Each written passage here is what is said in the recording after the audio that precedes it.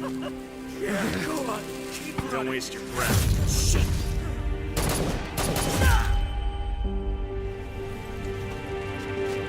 The bastards came, guns blazing. And they expect us to bow down?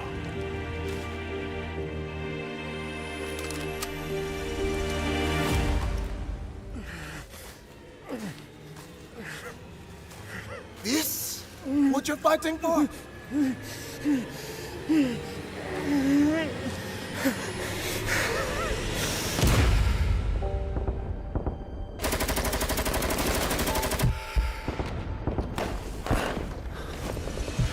Here's my answer! A bullet! I fight you tooth and nail! Are we gonna let them leave fully loaded? No! Let them come, if they dare, and pay with their lives! Let them see our anger! Feel our pride! Show them who Kimona really belongs to!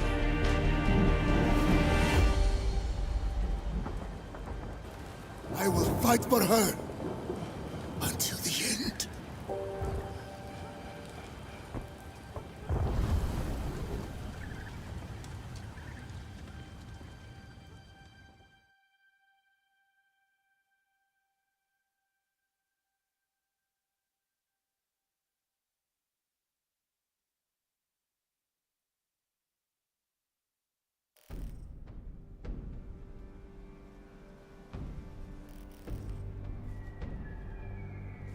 This whole got fucked up real bad. Hey, boss. Check this out. Let me see that. Body's so warm. They might be close. Nice optics. Extraction port's 2 clicks ahead. Let's go, ladies.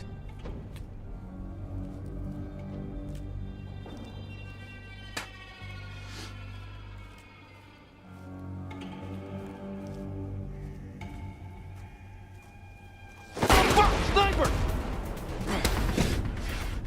Fuck is he? Get down! Sniper, second floor. Get that motherfucker. Set!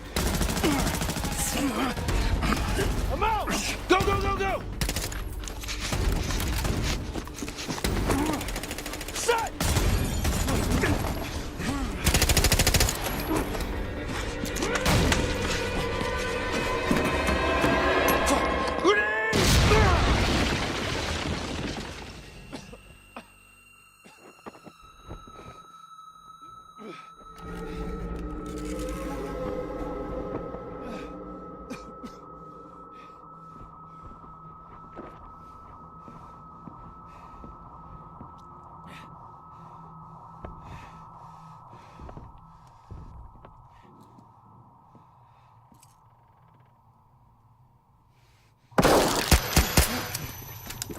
Fuck! Oh, shit, that was close.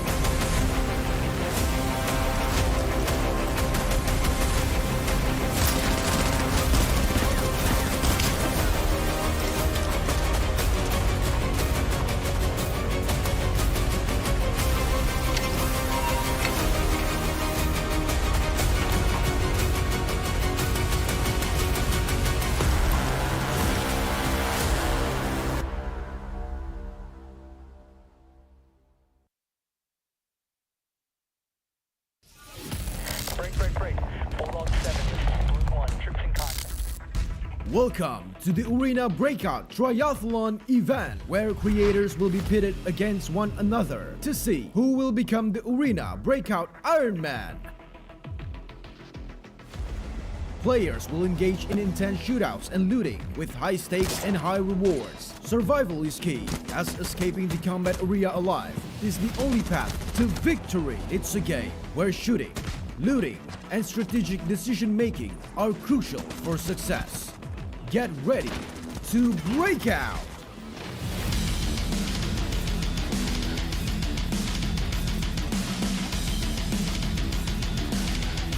We've assembled top FPS pros and creators from across the globe to compete in 3 different challenges.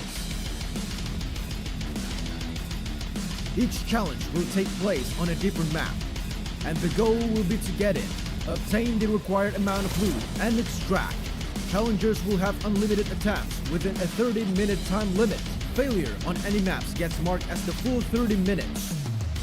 The lowest combined time across all challenges wins. Challenges will feature creators as participants, and they can choose to compete individually, bring along friends for assistance, or form teams with anyone. There are no restrictions on loadout value, but anything they bring will not count towards the map goal. The first challenge takes place on the farm. Creators must navigate through the heavily patrolled fields and gather 100k coin worth of loot before extracting. The next challenge is in the Valley Blockade. Will they choose to break into the villas to find large amounts of loot and enemies, or stay on the outskirts and play it safe? Either way, challengers must snap 200k coin before breaking out.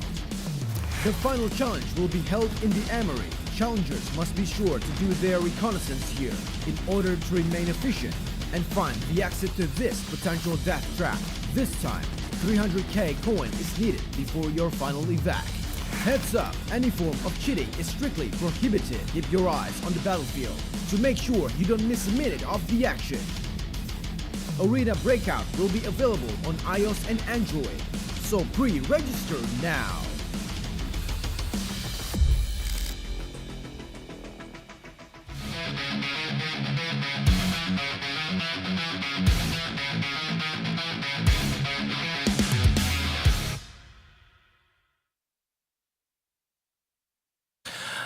All right, ladies and gentlemen, welcome back to Arena Breakout FPS Triathlon. I am your host and caster, the Hitman, and I am joined today with the wonderful Mod 6. How are you doing today, my brother?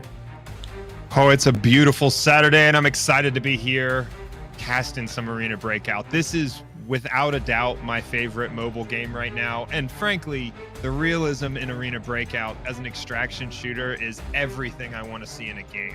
And so what we're going to do here is talk a little bit about Arena Breakout and the unique aspects of this game that make it so much fun for me and cause so many people to rage as they lose all of their gear. And then we'll get into the rules of this event. Hitman, have you had a chance to get some games in the last couple of days? Yes, I have, and honestly, I'm telling you, it is sweaty. Farm is usually the only place you can go in the beginning, and because of that, everybody starts off there, and I can't count the amount of time I've died. I cannot count. All I just want to do is try to get gunfights, and going alone solo, probably not my best bet. That's why I need someone like you to carry me in those maps, right? Like, we know you're a veteran at this. Like, you... Well. Like, these matches on farm are incredibly competitive, especially since there's so much hype after the global launch of Arena Breakout, and that's where these players are going to start on the map today, is in these games on farm. And so this is not the super easy, lots of bots, no real players kind of environment, low level battle royale. This is an extraction shooter. There are players on this map that are geared up and are trying to get the loot off of farm here and the other players that are on the map. And so every one of these maps is going to be covered in guards, covered in covert ops, other players that are on these servers. And so these are competitive lobbies, and this game is some say slower paced, but what I would say is you have so many more factors to plan for and so many more dynamics to pay attention to, right? Yeah, everything totally from agree. I mean, the fact that Sorry, go ahead there. Yeah, sorry. I would say I totally agree with you. Like, people are saying it's like slower pace, but is it more slower pace or more strategic, right? You have to think about what you do. You can't, like, I made that mistake where I just started running around everywhere, running and gunning, trying to kill people, but your footsteps can be heard from a mile away. If you shoot someone, that would notify the other teams to come after you. So you really got to think about what you're doing. Think about if you want to go for like loot for killing people, if you want to go around, complete your quest, because let's be honest, right? Those missions are very important in the beginning of the game. So going after those, and even those distractions in the beginning when you played it, you might think it was easy, but now because it's so sweaty, people are camping those extractions trying to get some money. So definitely a lot harder and less slow pace, more strategic than slow pace in my opinion. Yeah, that's what I would say. There's all of those planning factors, and when I've met with the developers of this game and they've asked me, from my real world military experience, what to me is the most realistic dynamic in this game. You might expect, I'd say, the gunfights or the recoil or the gunsmith, where you can build these guns and customize these guns with every single attachment you could think of. But what really is the most realistic part is the risk assessment and the planning that you have to do to be successful in this game. You have to plan your armor, your loadout, all of your gear, and you don't get that in-game indicator of how many rounds you have left in your magazine. You have to check the mag in-game. This is incredibly realistic with all of the dynamics you have to think about, and our 4 players today are going to have to deal with all of those different challenges in order to meet the rules and be able to score the times that will allow them to win here on Pro Night. We have 4 players with professional mobile gaming experience on the docket in the lobbies tonight, and our rule set is specific, right? And so on each of these maps, all of these players will have 30 minutes on each map to get unlimited attempts at that map. And what they're trying to do on each of these maps is the team leader needs to extract with a certain amount of coins each time in order to qualify that time. The winner today will have the lowest combined extraction time from the 3 maps. The 3 maps that we're going to be playing on are Farm, Valley, and Armory. And as our players progress through these maps, what they're trying to do is hit their minimum coin extraction value for each map. And those extraction values for our maps today on Farm, they'll have to extract with at least 100,000 coins in order to qualify that time. On Valley, 200,000 coins, and on Armory, 300,000 coins. So we'll get more into that rule set and we'll talk through it as we show the games today and as we talk about each player and their progress towards that loot value and towards that extraction point. They'll have to successfully extract, at least that team leader successfully extract with that loot value in order to get that time. These players are going to be rushing to get the fastest times, and that is where that map knowledge comes into play on Arena Breakout.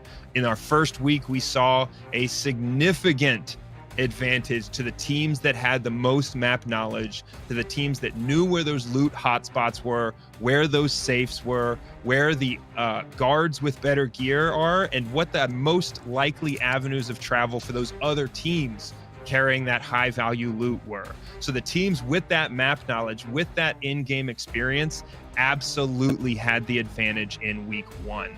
And so I think that is going to be a major factor here today for these 4 players, because without a doubt, we have mobile mechanical game skill tonight. This is a group of 4 players that have been around for quite a while in the mobile competitive scene. We've got Ducky. You know him, you love him, our Fortnite mobile pro. But Ducky has experience in Arena Breakout. He's got time in this game. Hitman, I'm going to be just a broken record saying experience on these maps and time in this game is a major factor. But what do you think about our players today and their chances and their potential strategy for this competition? So the other 3 players we have Space, which is a Call of Duty mobile pro. We've seen him play it on stage, so I expect his gun skills to be pretty good, as well as for Cisco, who is a Garena COD mobile pro, and Sifan, who is a PUBG mobile pro. However, I feel like we might be sleeping on Sifan because I feel like he's probably one of those players that grind the game out, and I think as we were talking to him earlier, I could see him play the game. So I feel like he's going to be one of those players that is going to surprise you, because coming from PUBG Mobile, although not exactly the same, you have kind of those you have to play it safe, kind of know where the rotations are. Compared to the two other multiplayer pros, I feel like Sifan might actually surprise you. And I know you say Ducky and everything, and he's my friend and homie and stuff like that, but honestly, I think Sifan might shock you. I'm not sleeping on Cisco and Space, but Mod 6, I feel like you're sleeping a little bit on Sifan. So that's what I was going to say. I think one of the things we also saw from our first week is the most similar style of play, or the style of play from a game that works well or translates well to Arena Breakout. I think PUBG Mobile has the crown there. Number one, the PUBG Mobile Pro League is highly competitive. These guys are paying attention to every detail on the map when they play. And Shifan, his experience as a PUBG Mobile Pro, I think absolutely is going to translate into this format. And then with Cisco and Space, these guys, they are used to getting into a game and grinding, right? The COD Mobile Pro scene is one of those pro scenes where they spend an incredible amount of time practicing these games, unmatched mechanics and a reaction time, really. And so I think we've got quite a few different dynamics here that are at play with each of these players' experience, and they've all had the benefit of seeing week one, seeing how that turned out with our PC versus mobile groupings, and seeing what strategies worked and did not. And these players had the opportunity to put together teams as well to support their effort. So the team makeup, the team communication, the experience of those other team members, we've got players out there in North America and EU, guys like Monarch and Sade and Trashy. And we saw Sanho as one of the team members last week. These guys are adding experience, adding map knowledge, adding the ability to call out where those high value loot items are on the map to each one of these players. So their choice in teammates, as well as their experience in the game, their mechanics in these mobile shooter, looter, battle royale types of games, I think we've got a lot of dynamics at play. We've got some high skilled players in our lobbies tonight. Yeah, I totally agree, and I wanted to mention that too. I feel like, yes, these are the 4 players that we're talking about, but each team has 4 players of their own. So depending on the 3 teammates that they add on, you won't know, right? And I'm assuming we're gonna see some repeat players from last week play out today as well, if I would have to do a quick guess on that. But that's gonna be very interesting to see who has who, because like you mentioned, having Monarch on a team, having Sade on a team, those are some strong players there, and that could be like a huge advantage on any team you are. So I am curious about that. I also want to mention something about this game that's still always my favorite thing about the game, and I talk about this all the time. The health system in this game is actually quite different from most games out there, right? You have 6 body parts. They can all get injured. Whenever you get hurt, you gotta find different types of meds and stuff like that. So for me, that's a unique system, especially getting into the fights, and you have to worry about that. But again, that's just me who always get into fights. But that's just something that I think it's a little added benefits into this game. So I'm excited for that. Absolutely, dude. The fact is that in order to qualify their times, in order to get that loot off the map, they have to extract. They have to plan that those med supplies, and for all of the different types of injuries that are possible in this game, for all of the different ammunition types and the dynamics that they have. We have ammunition that is high chance to cause injury. We have ammunition that has high armor penetration level, and it's so many different weapons with so many different ranges that you have to plan for. And then the medical kits, the food and water that you have to have in your pack. You just have to plan the space, the free space that you're bringing onto the map in your rig, in your backpack, to be able to get that loot off the map as well. And so we hit on it over and over, but experience is definitely a factor here, and those teammates bring experience.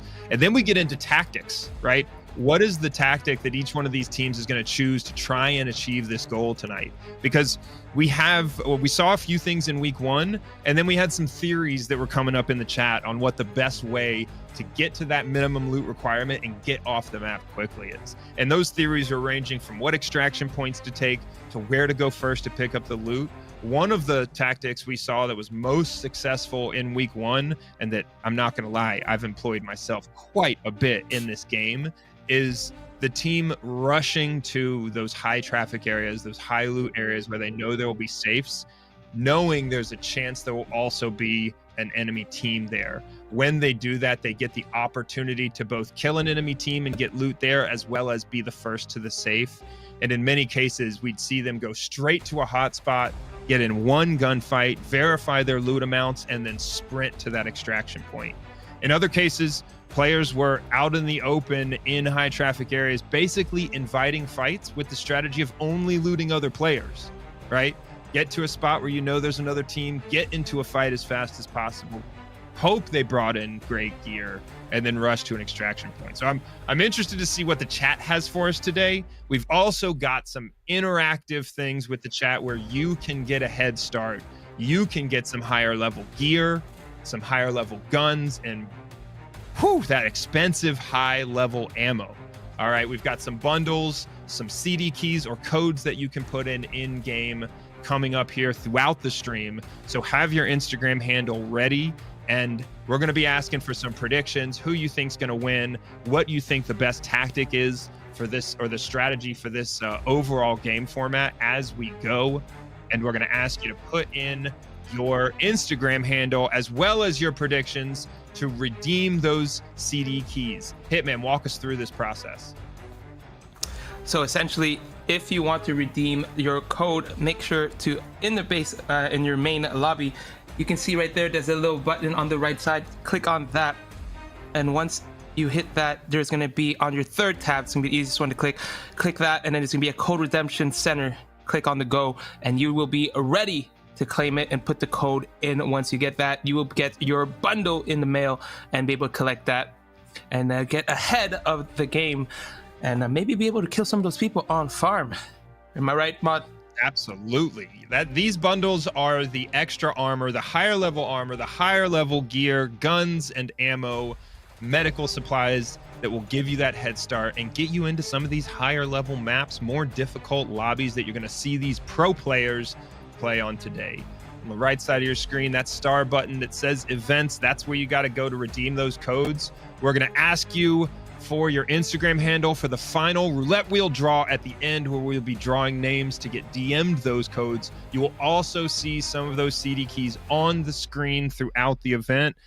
You got to be quick. There's a limited opportunity to redeem those. And so if you see an error when you go in and the redemption does not work, that means you are not fast enough. So pay attention, keep an eye on the chat, keep an eye on your screen, and you'll have an opportunity to redeem these CD keys for those gear bundles, higher level weapons, and maybe you'll give me a chance to get in a gunfight with you and loot some of that off you on my way to the top. Yeah, if I was you guys, just have your phone open, have the computer on, and get ready for that. Speaking of which, we have all our players here. You guys can see the wonderful Cisco COD Mobile Pro, Ducky, the Fortnite Pro, Sifan, the PUBG Mobile Pro, and finally Space, the COD Mobile Pro. I'm thinking we're doing an interview with them fairly shortly, if I'm correct. But let's go ahead and talk about these players a little more. I mean, I think we talked quite in depth about them earlier, right? I think Space has an opportunity here. This guy is a sniping expert, and if he tries to utilize some of that experience, it's all about doing it on the right map, and I think Valley is the map for that. So that's one of the experience areas where I'm interested to see if he brings that to the table today, because you can one-shot people with these sniper rifles and great aim and great preparation for the shot. And so Space, with it being the long-range expert, I'm interested to see how he utilizes that today. I think Valley's the right map for it, but I think Shifan is absolutely one of the guys to watch. Your fellow Canadian with all of that high-level competitive experience in a game that requires attention to detail, expert rotation mechanics, and great gun skill in those high intense gunfights. Yeah, totally agree. I mean, also keep in mind that in this game, I feel like tap firing is so important, and Space being that SKS monster, tap fire god has a huge advantage there. But yeah, I mean, look, we can't sleep on Ducky, right? We've seen him perform well in other games, many games, and being a Fortnite pro, although probably the quite opposite of the game that we're playing today, I feel like he can bring that gun skills. And Cisco, I feel like nobody really talks about him, but being a pro, you gotta expect the plays to be coming, those great shots to hit. And I mean, it's gonna be interesting. Again, I still think we need to know who those teammates are, and we'll find out when we get into the game, because I feel like, oh my god, this guy's on this team. Oh, this team is stacked. It's gonna be an interesting one. Yep. All right, ladies and gentlemen, let's go ahead and get into the interview. Let's go and talk to these players. All right, let's see who are we talking to. Hello, guys. Welcome. Gentlemen. Hello. So, all right, now that we have all of you pro? here together, I know we can't get into individual team tactics too much because you're not going to be willing to talk us through and give your opponents any insight there.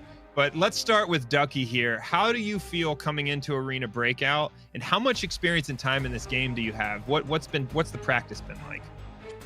I'm feeling great. Yesterday, even though Space and I are technically competitors today, maybe even enemies depending on the match if we get into the same lobby, we grinded 5 hours, 6 hours yesterday, putting in the time, learning all the best loot spots, learning our favorite weapons, figuring out where we're most comfortable in the game and what our favorite aspects are. And so I'm feeling good. Like I said, I'm not going to reveal what my secrets are, what my team's secrets are, but I'm feeling good. I've been playing this game, on and off over the last few months, so I definitely have a lot of experience just picking up some playtime here and there. Yeah, I mean, I love to Ducky, hear it. I expect you to do some good thing. Sorry about that. I cut you off again. But yeah, I mean, that's going to be incredible to watch. I'm just going to jump into Zfan because I just found out he's a fellow Canadian. Zfan, what did you do to prepare for this event? I mean, I've seen you play some PUBG Mobile. You dominated that. Tell me how this is different from Arena Breakout. Man, like, you may be a Call of Duty pro, PUBG Mobile pro, but when it comes to this, Arena Breakout, you gotta learn everything new. And you gotta, like, grind your way up. So I was playing the past few days, and, like, the experience was, like, quite, like, the lobby is really, really sweaty. Like, because if you die, you lose all of your loot and stuff. So that just makes the whole process of, like, very intense. That's what I'm enjoying about this game. But hopefully, we can, me and my team can do good in today's events. That's amazing. I Yeah, love to that's hear good the to hear. confidence from Zfan here. Space, talk us through. Are you going to be sniping on these maps? What does the long range feel like in Arena Breakout I was now? literally laughing whenever y'all were talking about long range guns, SKS. I went to the store. That's the first thing I bought was all the attachments for the VSS. I'm gonna be running it with a holographic sight. I'm excited. That's all I need. I'm not bringing any other gun. I'm gonna have an extra slot. That's funny. Awesome. That's actually hilarious because we were talking about that. But Cisco, look, we know Space's SKS is his favorite gun. What are you gonna pick up? What are you gonna pick up today? What gunsmith did you make? I mean, you don't have to expose your strategy if you don't want to, but tell us more. I mean, I wouldn't really get into it, but like the only thing I will start using at some point is the M110. Something about it, man. It feels great. Semi-automatic, one tap in the head. It goes clean. All right, you guys heard it here. Garena region here, and I don't think we are short on confidence from any of our players today. We're hearing about grinding this game, getting in the time, and I think what I'm most excited about is to see us get into these games, see who these players have on the team, what the tactics are, and what strategy they pick, what routes they pick across these maps. Gentlemen, it's time to get ready to go. And thanks for joining us. Good luck to you all. We're excited. Thank you. Good luck, everybody. Fun. Honestly, man, this game's starting soon. I'm actually really hopeful that we get a game that all 4 teams are in the same map. That would be insane. But I don't know how realistic that is. Yeah. We've got our first 5 CD keys, codes on the screen. Make sure you get into your game. Go to the events button, that star button on the right side, code redemption, and put those codes in. There's a limited number of uses for these codes. Get in there quickly. Get ahead. Get that armor. Get those guns. Get that ammo. And give yourself the best shot in these highly competitive lobbies. Hitman, I agree. I really hope we see some teams come across each other, some hectic gunfights. That's inevitable today. But if we could see a heads-up matchup, there would be some fireworks for sure. I would like to see what some of our chat thinks are their predictions for who's got the biggest advantage here, who's going to have the best tactics and the biggest team advantage as we go, because I'm interested to see what everyone else thinks. We have so many people coming from different experience areas and all very successful in those areas. So I think we're going to see some high-paced competition in each one of these today. Our first map is Farm. Yeah, and I think I don't think we talked too much about this. And you know how we hope that more people are in the same lobbies together? Is because if someone kills one player, that just makes it a huge advantage. But if the streamer gets killed and the whole team gets wiped out, they don't get any money. They don't. The time will be 30 minutes, meaning that is their score for that round, and they're gonna have to come back and try again. Whereas the team that kills all the other players in that lobby can potentially come out of there with great loot. Like, you kill one team, you pick up their guns, their attachments, and that could be already enough to get out of there. But I mean, it's Farm, right? It's the first round. Getting the loot should be fairly easy and extracting fast. So might want to just get to that 100K, bang, get out there, finish it. But like we mentioned, it is sweaty. So let's hope for some action. Yeah, super competitive lobbies.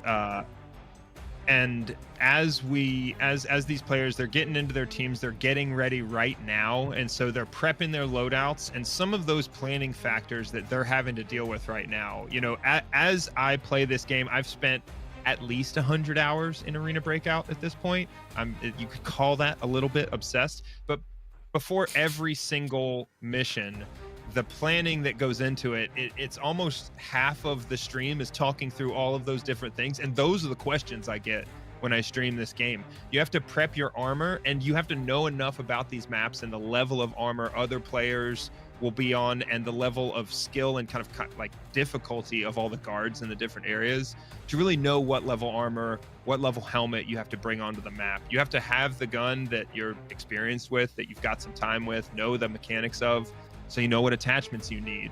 You have to load up the ammo, plan how much ammo you bring, where you store it. If it's in your backpack, you can't do those quick reloads. You've got to have it in the right place in your rig. All of those medical supplies that you mentioned earlier, food and water, and then you have to route plan on the map, right? Know what points of interest you need to get the loot or accomplish the mission, and then know how you're going to move from that objective area to your extraction point. And there's the time limit. If you can't extract within that time limit, then you're MIA and you get none of that loot. It's as if you were killed on the map. And so all of those different planning factors, all of those different things that you have to bring in the loadout are what our players are getting together right now as they prep for these first games. And yeah, that's my favorite part about this, is that, you know, I spent 10 years in the infantry. I understand those planning dynamics. I come into this game with what I feel like is a huge advantage, and then I get onto the map and everything gets equalized with those game mechanics, those skills that these pro players have. And I may have planned ahead and brought that level 5 ammo, but if these guys shoot me in the back of the neck from 300 meters away with a sniper rifle, as space is apt to do, all that planning is for nothing.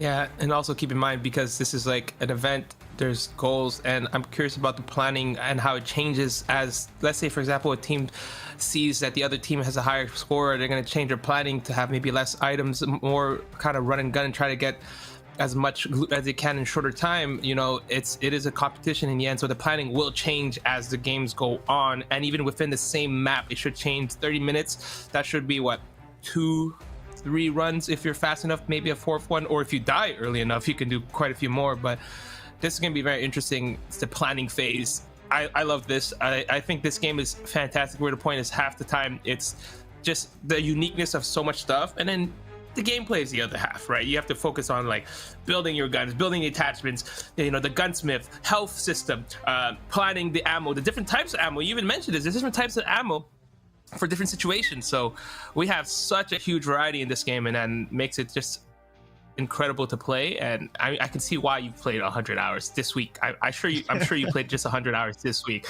I'm not even surprised. The global launch, bang, every day. Sorry, babe, I can't take care of the kids this week. New games out. I have to take care of my baby here. So I could totally see that happening for you, Mod. That help with the kids wasn't a factor here, but yeah, I've been obsessed with this game, and it's all of those factors that you mentioned that are why it's so much fun. And then there's the entire in-game economy associated with it, right? When you die on the map and you lose all your gear, if you want to get back into a TAC Ops game, you have to replace it.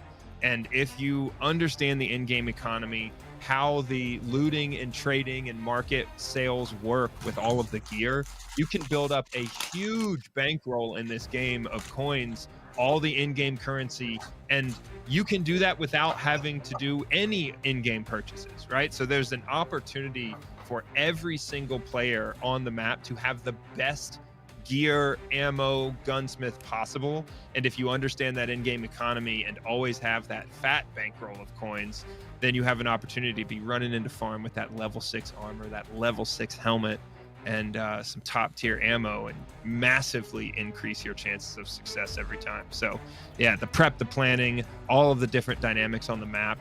I'm excited to see how these pro players integrate their, obvious skill in these kinds of games. And if they're able to account for all of those planning factors to be successful, I'm sure they've got some input from their teammates and some strategy discussion going on right now as they prep to get into these lobbies. But yeah, I'm excited to see how that turns out. And I'm telling you, farm seems easy for those early games when you're a brand new player, but these lobbies lately have been crazy. Everybody's getting into gunfights all over the map. High level gear is available in those drops, and yeah, there's no easy games right now. Yeah, I mean, you might be thinking like, oh, maybe I'll just wait a little bit to play on farm and then it'll be easier. No, because there's more and more people joining the game. So even if you play next week and start on farm, it's still going to be sweaty. That's what I love about this game, is that there's so much real players just coming in. So you might as well just take advantage of the codes that we're getting, try to get one of those, take advantage of that, run into farm and kill. But speaking of bringing gear, this is a personal question. Do you bring one gun in or two guns in? Because I've already found myself a little struggle. Like, on one hand, you can bring two guns, have the option to swap, but if I die, I lose both guns, right? What do you do? So it all depends on your objective. For this format, I would definitely be bringing one AR onto the map. But right now, I'm bringing two because I'm trying to learn to snipe, and I'm not confident enough in my ability to use that sniper and my ability to use a pistol to leave another main weapon slot open. So it kind of all depends on what the objective is. But when I think you're trying to speed your way to the extraction point, really go quickly and hit these loot thresholds, you got to have those spots open for the gun. We are going to see these games in our lobbies with our players here pretty soon, and we are going to be in the game calling the shots, me and Hitman, momentarily. Excited about it. Let's get into it.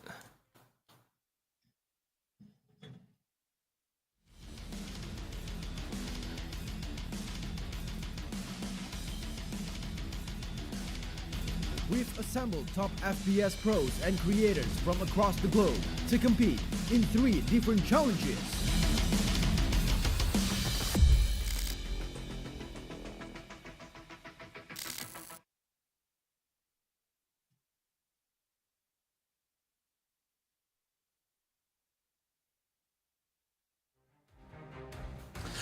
All right, looks like we are in a game. Zivan decided to go towards the hotel. It looks like he's got that pretty strong loot on. Can you see who's his teammates? I can't really tell in this situation. I don't see his teammates yet, but he's clearly spent some time in this game because he's running the H416 with the absolute top tier IND 70 helmet. Ducky as well. You can see he's got some time here because all of these players are playing with clearly expert gunsmith. Ducky with Monarch on his team.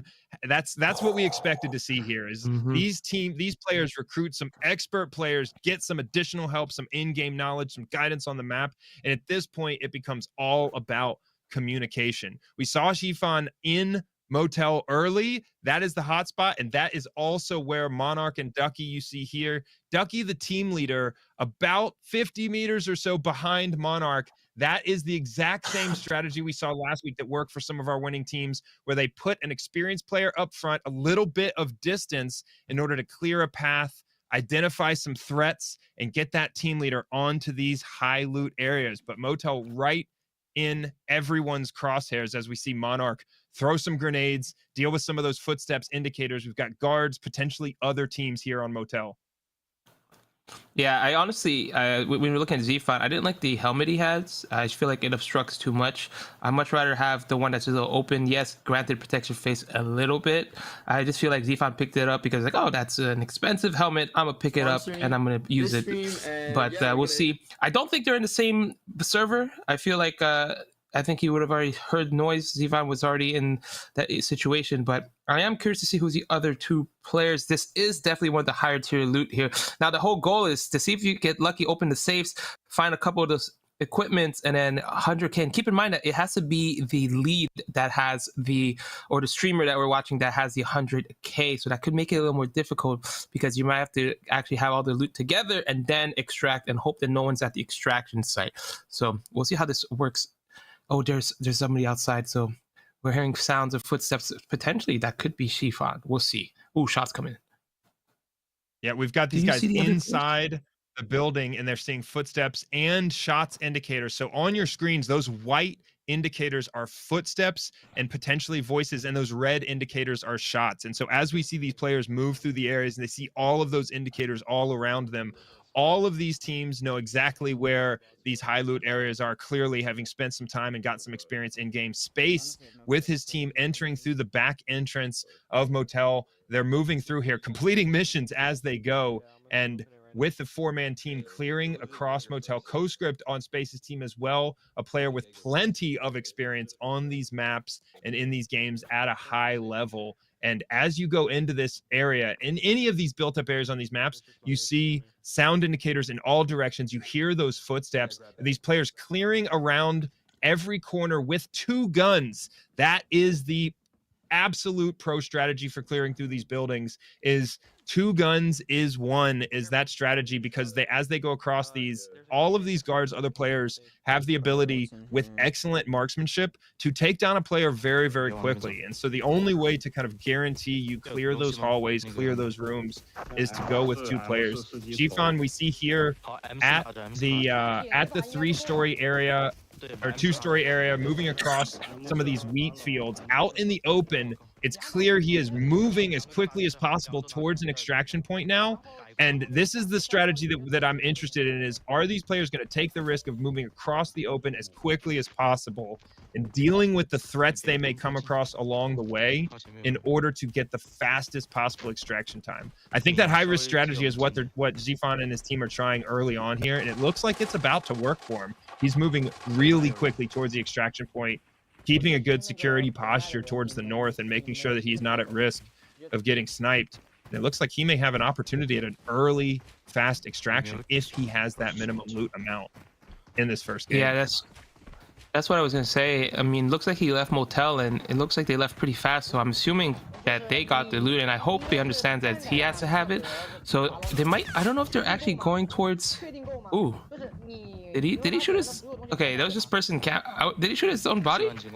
Yeah, they had a camper in the building, or it might have been one of the guards, but I think they all pushed in so quickly that it was basically impossible for anyone to do anything about that. We see all of the players on this team in the IND 70 helmet. It's clear they are willing to sacrifice the visibility for that side of the head ear protection, as well as that face protection. And we see Zfon. This is the PUBG mobile experience that I'm talking about here. Understanding elevation, understanding the opportunity for different angles. And then we see the players now changing loot so that Zfon has enough loot value to get off of this map. Cisco's team is in a gunfight here, going through the market area. Nice one. Oh. The sounds. Okay, so they killed them. Yeah, I mean, I don't know if this is one of the best area. I wish they would have also went for Motel. I feel like Motel is the best area to go for, especially for that loot. And this is gonna be interesting with a lot of people. getting into that motel compared to them, this team might, even if they succeed, they might have that lower time.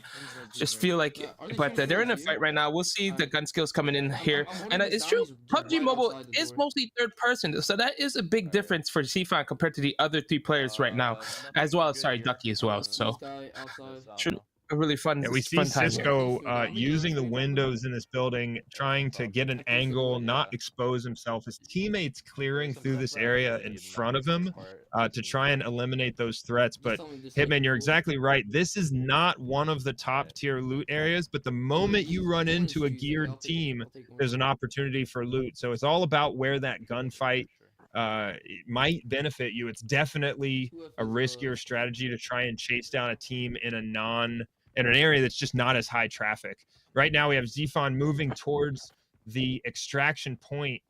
Early in this game, he's able to move towards this extraction point. He's got 26 minutes remaining. That means that he is potentially going to get a sub 15-minute extraction. We saw them do the backpack swap. I'm sure he's confident that he has the appropriate loot amount now, with his teammates working with him in order to make sure he's got everything in the backpack necessary. The last stretch here towards the extraction point, he's got his teammates up on the extraction point, cleared through to make sure there's no one camping the extraction to absolutely rain on that parade. And then we see Ducky as well, moving towards that same extraction point across the map on farm. Monarch leading the way and clearing across the road. And Zfan is there. He needs to get on the extraction. It looks like he's checking his loot and making sure he has enough value. He's got some cash in there. He's got one of his teammates' backpacks that is likely full of high value items. Looks like they're doing a last minute check and exchange here, adding some cash, adding some optics, high value optics. It looks like he just picked up an 18,000 coin optic with that, either the 3.5 or 4x. Fast extraction, 9 minutes and 33 seconds. Hitman, that is one of the fastest times we've seen, even including week 1, a highly competitive time. What is the loot value amount we're gonna see? Oh, that's perfect. 133,000. So they're gonna make it. The mic is loud. And they got that almost 9 minutes. I mean, sub 10 minutes, which we saw was the winning for a lot of the teams. Any teams that didn't make that sub 10 minutes was obviously going to be at a disadvantage. But they had the chance to run it back and try maybe get an even faster time. But we saw it was going to be fast with the motel there and leaving it early. But they could have saved a little bit of time if they didn't go into that building. I don't know. We'll see. But Cisco right now, we'll see how long he has, because I don't think he has enough loot at all right now. Let's walk real quick. Yeah, they're on an early timer right now. They've only been in the game for a couple of minutes. Space getting into a fight with some of the guards here, potentially maybe even a covert ops player from another team or from another player on the server here. But we have his team moving now towards what is likely his western extraction point if he started on the east side of the map, moving towards that extraction with 24 minutes left. Also a really fast extraction for Space's team. So what these players, it's clear what they're doing is going for a fast extraction strategy, run to motel, get as much loot as possible, and then absolutely sprint to the extraction, kind of doing those loot exchanges and gear exchanges along the way to make sure their team leader extracts with enough loot value. And as he moves towards this extraction point, we see Space do that loot check to make sure the value of everything he's carrying is enough in order to meet that minimum 100K in order to qualify his time. And with that kind of time in the bank, if these players are able to get a sub 10-minute time in the bank, then they can start to go for those more risky strategies where they spawn onto the map and immediately try and hunt another team close to an extraction point. Cisco as well, moving off towards the upper stables area, another one of the hot spots here. This area has a safe on the second floor of the barn, and we've got some interaction with the guards, more opportunities for loot. It's interested to see if he's got the minimum amount as he moves towards the extraction point. Yeah, I'm like right now we see Ducky extracting. Oh, I think this might be a little bit. Yeah, not the sub 10, sub 11. Still a decent time. We'll see if he got the amount, but how many of these players you think did their research? It shows, right? who went and Yeah, watched these the players stream. clearly have some experience in these games, and Ducky with a pretty quick extraction time, and really one of the key aspects, plenty of loot value at 189,000. So he's qualified his 10.5-minute time, and one of the key aspects here is that it's the cumulative time for your fastest qualified extract on each map, and so staying within a minute of Gifan with that extract gives him the opportunity to maybe have an excellent performance on Valley, a really quick extract, and really pull himself into first place if that 10-minute and 35-second extract ends up being his final score. Let's go. So really, getting that time in the bank for your team where you're competitive, you're within a minute or two of the best time on the map, that definitely drops the pressure, drops the intensity a little, and allows you to take some of those higher risk strategies where you sprint into Motel, grab the safe loot, maybe get the RNG gods on your side and get a high value item. The Golden Lion that I've got one of sitting here on the desk. That Golden Lion, if you see that in the safe, that's all you need to see in order to get to the extract, knowing you have value. So we see Cisco approaching that high, hot area of Motel, high density area for other players for guards, always a gunfight to be found. And as they go in, loot some of these guards that have a little bit better loot, a little bit more loot value than some of the other areas on the map. These guys are going to have to loot quickly, know what is high value and what is not, and get off this map, given that the standard set at 9.5 minutes is a high one. Wait. Let me inspect the armor. Yeah, I mean, I think on the bright side for Space as well as Shifan, they both have enough time to at least run one more game, maybe two. Whereas we're looking here, What's special in this? even if they get this, I know they started a little bit late. They might be able to get the short extraction time, but with only 17 minutes left in this round, I don't know if they'll have enough time to do two, maybe one. But yeah, at least they're getting to a lot of fights. They should be able to pick up some team. But it doesn't look like they have nearly enough loot yet. But again, we can't tell what their teammate have. So we'll see how the other teams are doing right now. And we should be also getting an update on the team scores as well as we're watching them. Yeah, and something that's important to note for those viewers that are watching is, if a player on your team drops their bag for you, any loot that they brought onto the map is not going to count towards your loot value. So it's not like your teammates can just bring a 100K item onto the map with them and hand it to you.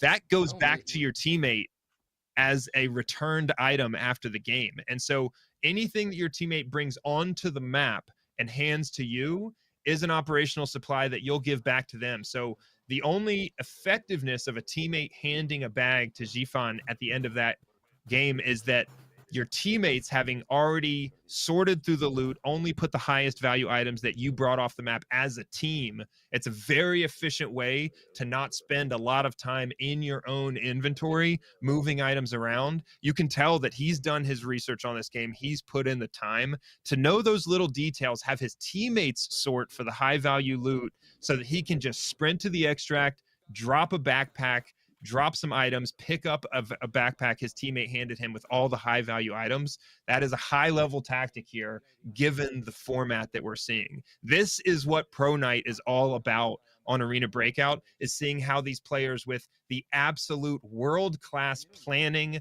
in-game mechanics, and preparation for events like this, what they're doing. And what we're seeing is potentially some of the absolute best tactics at play here on our first map on Farm. We've got 15.5 minutes left for these players on this map to get as many iterations as they can, get the fastest extract time with that team leader at 100,000 coins or more. Space, again, moving straight towards Motel, checking these bots, these AI guards for their weapon value, for their armor value. And as we move forward here, Ducky and Motel, it's clear these players have worked out similar strategies with where they're going for their loot each time, what gear they're choosing to wear. And Ducky in the safe. Let's see if he gets lucky with a high value item. 2,000. Worth looting, not enough to get you off the map in one shot. Cisco in a gunfight here in the first floor of Motel. He's got multiple footsteps all around him. His teammates communicating, looking for angles on these other teams. Potentially another team here. Clearly in a gunfight with another team of players. With all of these guards dead on the ground, we see looking for angles, but not seeing any other players. A hectic gunfight. Have to work the windows through those angles. We see grenades coming in and going out.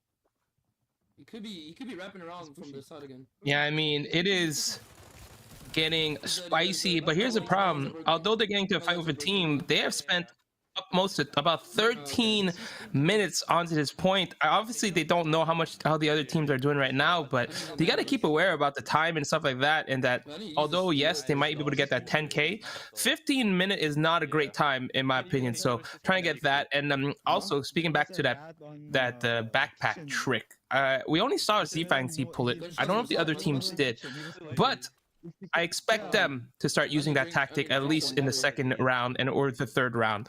But yeah, that fight, they won that fight. We'll see if they get enough loot. And this, like I've talked about, the health system. You gotta look at what to use to heal what. Left leg, gotta use that bandage. Gotta use some painkillers so he can walk back. So this is gonna be tough for him. Not looking like a great start for Cisco, and as well as Space, to be honest. Because Space, I thought he was ready to extract. I thought he was ready, up and out. But I guess he didn't have enough loot. I'm looting. To the point where he had Ducky already in a second game. So which do I take here? Yeah, absolutely. In our first week, we saw players have some serious difficulty with some of the gunfights. Quite a few players on our teams featured being killed on the map and failing to extract. What we've seen today so far is a high degree of success in all of their gunfights. These players clearly winning their gunfights. And really what it's coming down to is that they're also not having any issues with their loot value. We haven't seen a low value extract yet in these games. And so it's all coming down to the speed that they can get it done, their route planning across the map, and then their success in, eliminating enemy players, eliminating guards while moving. We see Space's team in a moving gunfight right now.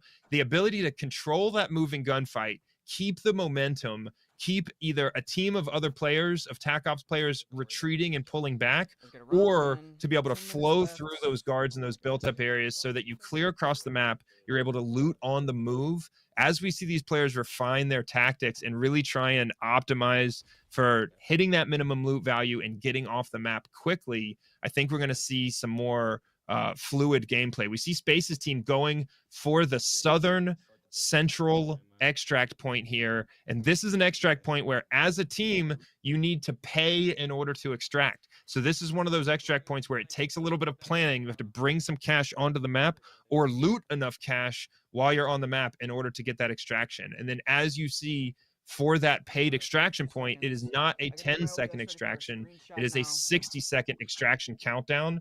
All of those dynamics are a factor here when we've got a timed format. You have to defend the extraction point for a longer period of time. You have to have that 60 seconds countdown, which adds to your time. And it looks like Space is going to have no issues with loot value today. As he looks through his inventory, we have some high value items indicated by the purple and gold shading of those items there. He's likely to have, again, no problem with loot value. We'll see as he extracts, but it all comes down to his time. And whether or not he beats that 9.5-minute time that we saw from Xifan and his team, we haven't seen all the times from all the teams, but he needs to stay close. 20 minutes and 58 seconds. It's better than a 30-minute extract time, but it is not going to keep him competitive enough if that's his fastest one. He'll have a lot of work to do to make up. Again, he meets that 100,000 minimum standard with 122,000. Every extract we've seen is successful on loot value so far, Hitman, but we are seeing a wide variety of times as we get into these games further. Are we just seeing Ducky do a second extraction? This is the same. Look how fast he did two extractions in the time Space did one. That's crazy. That is. There's no way that's like a 6 minute. 5 minutes and 49 seconds. Does he have the loot value? Hold on. Let's see this. Ain't no way. Did he find a golden lion? Wild. No way. Hold on. We gotta see this. He has the loot value. Insane. Ducky pulls off a miracle with a sub 6 minute extraction with over 100,000 loot value. How is that even possible? Let's They go. as we saw, right? They went straight to motel. They must have found some kind of golden item worth 100K, a few guns here and there. Just no one beating him for this round. I can guarantee that, unless we see Space getting that sub 6 minute. Ducky has time to run one more. You didn't get it? Listen, I want to timestamp. I want to timestamp my YouTube chat here before we even started the event. I said today we have a world-class PUBG Mobile Pro, 2 world-class COD Mobile Pros, and Ducky. I said it as a joke, but I followed it up with, but Ducky can do anything. And whoo! We just saw it. Ducky with sub 6 minute extract meets the minimum loot requirement. Every other player on this event has been put on notice by our Fortnite Mobile Pro. Cisco in motel trying to race to get that loot value. Split his cash so that his teammates potentially can activate that extraction point at the southern area. It looks like he's got the loot, but with that standard set at sub 6 minutes, Ducky has absolutely distanced himself from the competition going into our second map. It's 100 per round. Yeah, I mean, Cisco doesn't look like he's gonna have time to run one more. I mean, by the time he extracts, by the time he gets to like the lobby and everything, it'll be 6 minutes. Unless he gets the most insane, fastest extraction in the world. This map is 100% for Space, not Space, for Ducky. But then again, we haven't seen Sifan in a long time. Do you think he stopped playing? Did he just say, "Oh, 933, that's pretty good"? We saw last week that 933 was a pretty incredible amount, and then they saw Sifan with. And then you see Ducky with 549 sub 6. So, oh, there we go. We have Sifan here right now. Let's see if Sifan is going to get that good. I can't see the time here. It's just started a new one. He has 34-22 left in his game right now. He is absolutely pushing at a pace right now that could facilitate an extraction time that's competitive with Ducky, but we have not seen him in this game so far hit any major loot. So it all depends on what he has in the inventory right now, what he's able to come across on his way to the extraction point. He definitely has the time available potentially to have a time competitive with that. But yeah, we see Cisco without a registered extraction time, a qualified extraction time yet. So while he may have had some successful loot moments, he's here at motel moving towards the southern extraction point, trying to get his first qualified extraction. We see Space with 20 minutes and 58 seconds, Gfan with 9 minutes and 33 seconds, and Ducky absolute brilliance with 5 minutes and 49 seconds. I've never seen an extraction time that fast in this game with over 100,000 in loot on this map. It's the best I've ever seen, and Ducky pulls it off live in the pro event to really set a standard on this first map. We have 6 minutes and 45 seconds left in this time period. As a reminder to the viewers, every one of these teams gets as many iterations on farm as they want, as they can handle, and as they feel they need in a 30-minute window, right? So if these guys run 6 minute extractions like Ducky did, there's a potential that they could play 5 games. That's obviously a little bit crazy, but you see what I'm getting at there is they have a 30-minute time window. They get to play as many games as they can fit into that 30-minute time window, and their fastest extraction that meets that minimum loot standard will count.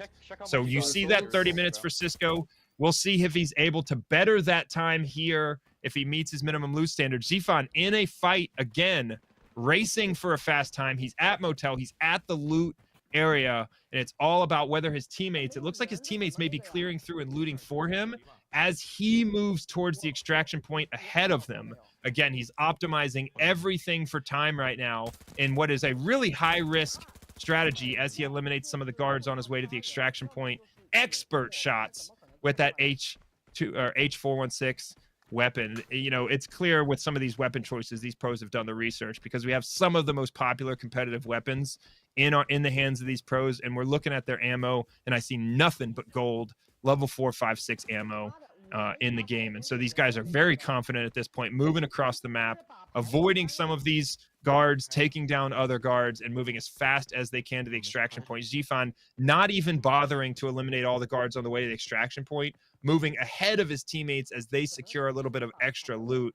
We're going to see if he can make it there with more than 30 minutes left on the clock, but he's going to be running into some traffic here as he moves towards this extraction point. This is the most risky strategy we've seen so far. Yeah, I mean, high risk, high reward. If he can get this, he can potentially, get close to Ducky's. And you don't have to beat Ducky's score. You want to get within that minute of Ducky's score so that you can actually keep it competitive within these next 2 maps. Because think of it this way, 4 minutes is kind of crazy compared to the rest. So that is going to be huge. And like we mentioned, Ducky is a speed run master, so he's speed running this, and we see him hold the world record for a couple few things. More notably, we're not going to talk about because it's his own video. I never imagined we'd be talking about Ducky's Minecraft speedrun experience as relevant to this event. But clearly, when the man's got that much experience looking at the timer and trying to beat the timer in some of his content, that's coming into play here. A brilliant time like that. We're going to be saying that over and over again. But Xifan here moving towards the extraction point. I have not seen him personally pick up any high value items. And so we're going to see if he's able to kind of get that perfect team coordination. You see, as he moves towards the extraction point, his teammates are actually fanned out behind him. He may be running into a little bit of traffic here, potentially a gunfight as he moves towards the extraction point, but they're going to catch up with him and they're going to get him the loot value needed. This is one of the more technical advanced strategies we've seen to really maximize your ability in this particular format, because he is aggressively moving towards the extraction point. His teammates about 120, 130 meters behind him. He will not have to wait for a long time for them to get there, but it looks like, is he confident that he's already got the loot value? He's moving towards that red smoke. Think he does. I don't think he has behind him. I think he has to wait, and he has to wait for his teammate to drop the backpacks and everything. By the time it comes, I think if we get to a 7 minute, that'd still be pretty good. It's only like a minute difference between. Right now, we're at that little bit higher than Ducky. So just hoping that no one is out there, watching this. But I think at this rate, I feel like it would have already happened. So backpack's going to be dropped. High loot item going to be dropped. That's going to be a race, hoping his teammate just drops them fast. Hope that teammate has 100K on him. We'll see. He's going on the extraction. Let's see, he's got to pick it up. Are they going to try and drop during the countdown timer? Or did they already do the exchange? He's throwing some smoke, making sure they're not going to get sniped. 6 minutes and 4 seconds. That's the most competitive time with Ducky. We see them really pushing for some fast times on these extractions right now. Does he have the loot value? So, that's unfortunate. I think he might be just short. I didn't see any exchanges, so we'll find out. Zero loot value. He needed to pick up the loot in that situation. I don't think he realized that he didn't have the loot on him. So that is unfortunate in that situation. They played that pretty well. If he would have just picked up the loot from any of his teammates and hoping his teammate picked it up, they could have easily got that. But I feel like that's a little blunder there if I had to guess. I mean, I'm sure they knew about the picking up the loot since they picked up the backpack. So right there, that was kind of a blunder, right? We see that high risk, high reward strategy there where it looked like they executed the movement plan perfectly, but it all comes down to whether or not that movement plan brings his teammates across areas where they're able to pick up the loot. And then the last stage of that is they have to be able to do that backpack transfer at the end before the extract successfully in order to get the loot to their team leader. So we saw a 0 loot value there, but we saw some highly competitive times.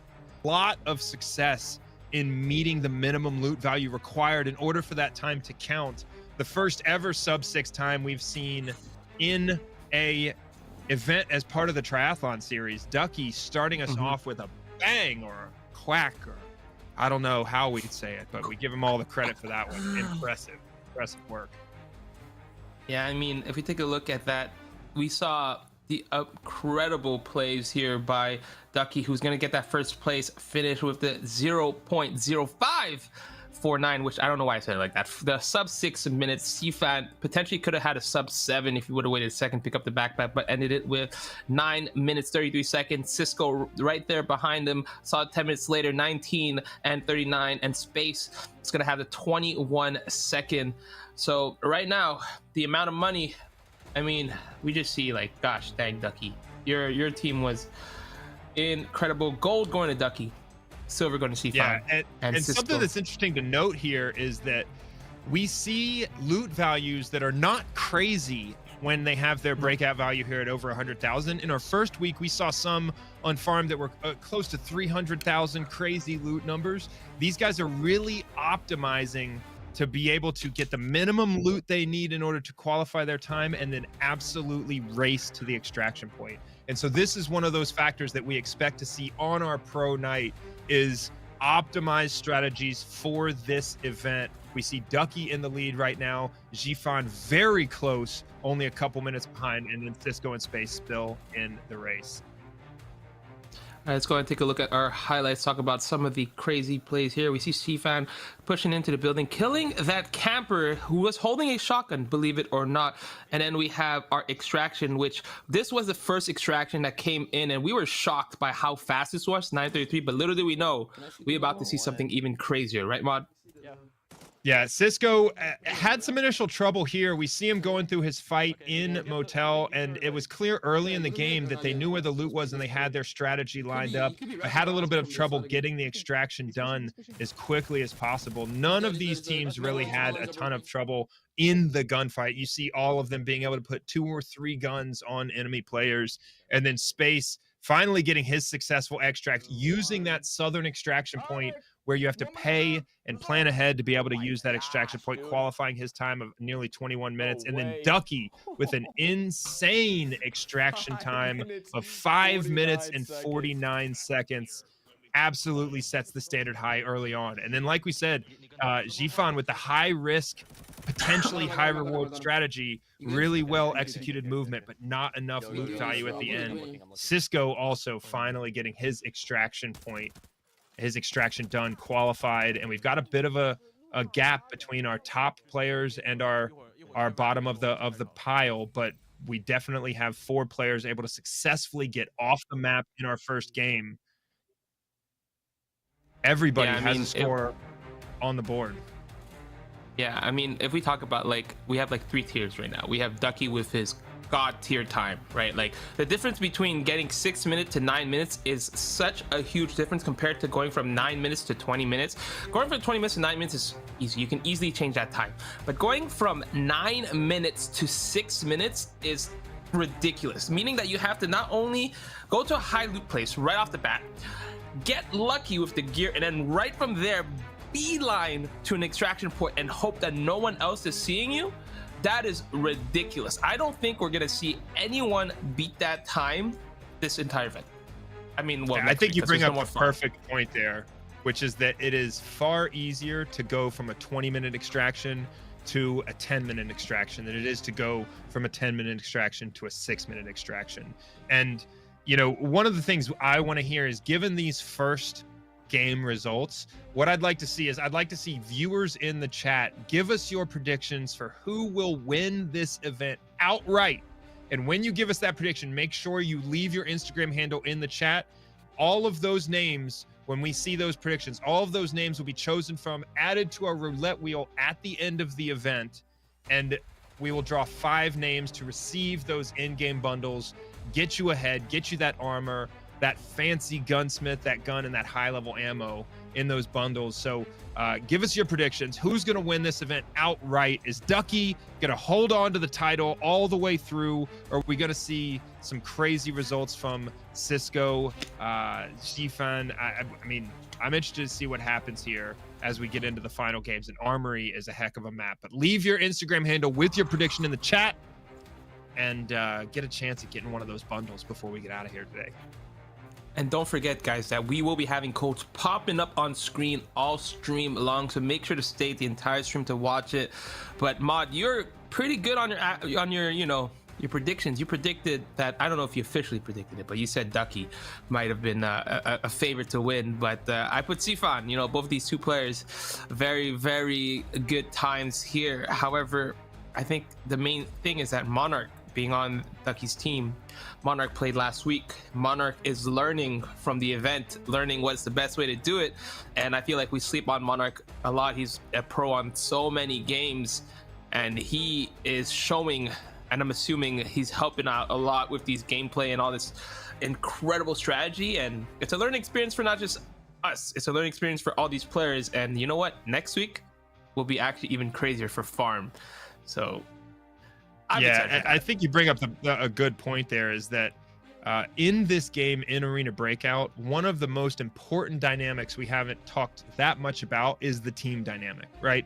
These players, when you know, if you've played on this game solo and with a team, it is a completely different game when you have a team of good players along with you. That communication, 4 times the amount of visibility and looking for enemies. Visibility is not super easy in this game. It's realistic. These players have camouflaged uniforms on, and you don't get a big yellow or red highlighter on a player like you do in some other games. And so that ability to have more players on your team looking for enemy players, the communication, the tactics and maneuver you're able to achieve with players on your team who've got the same experience as you in that game, or in this case, some of the best players in the world who have, hundreds of repetitions on these maps on your team. That additional knowledge, that additional communication and coordination absolutely makes for huge results. And we may have seen that at its peak with Ducky's result on farm. So these players are going to be getting ready to go into Valley here pretty soon. There is a change in the dynamic in many ways on Valley, because this is a much more wide open map, much more distance in between the buildings and built up areas. And that may indicate that you need to change your tactic a little bit, right? There's an opportunity for loot in a couple more places, but obviously some key main areas. And so we may see some similar tactics, sprint to the biggest hot spot possible, get the loot value, get to the extract, but we may see some long distance engagements as well.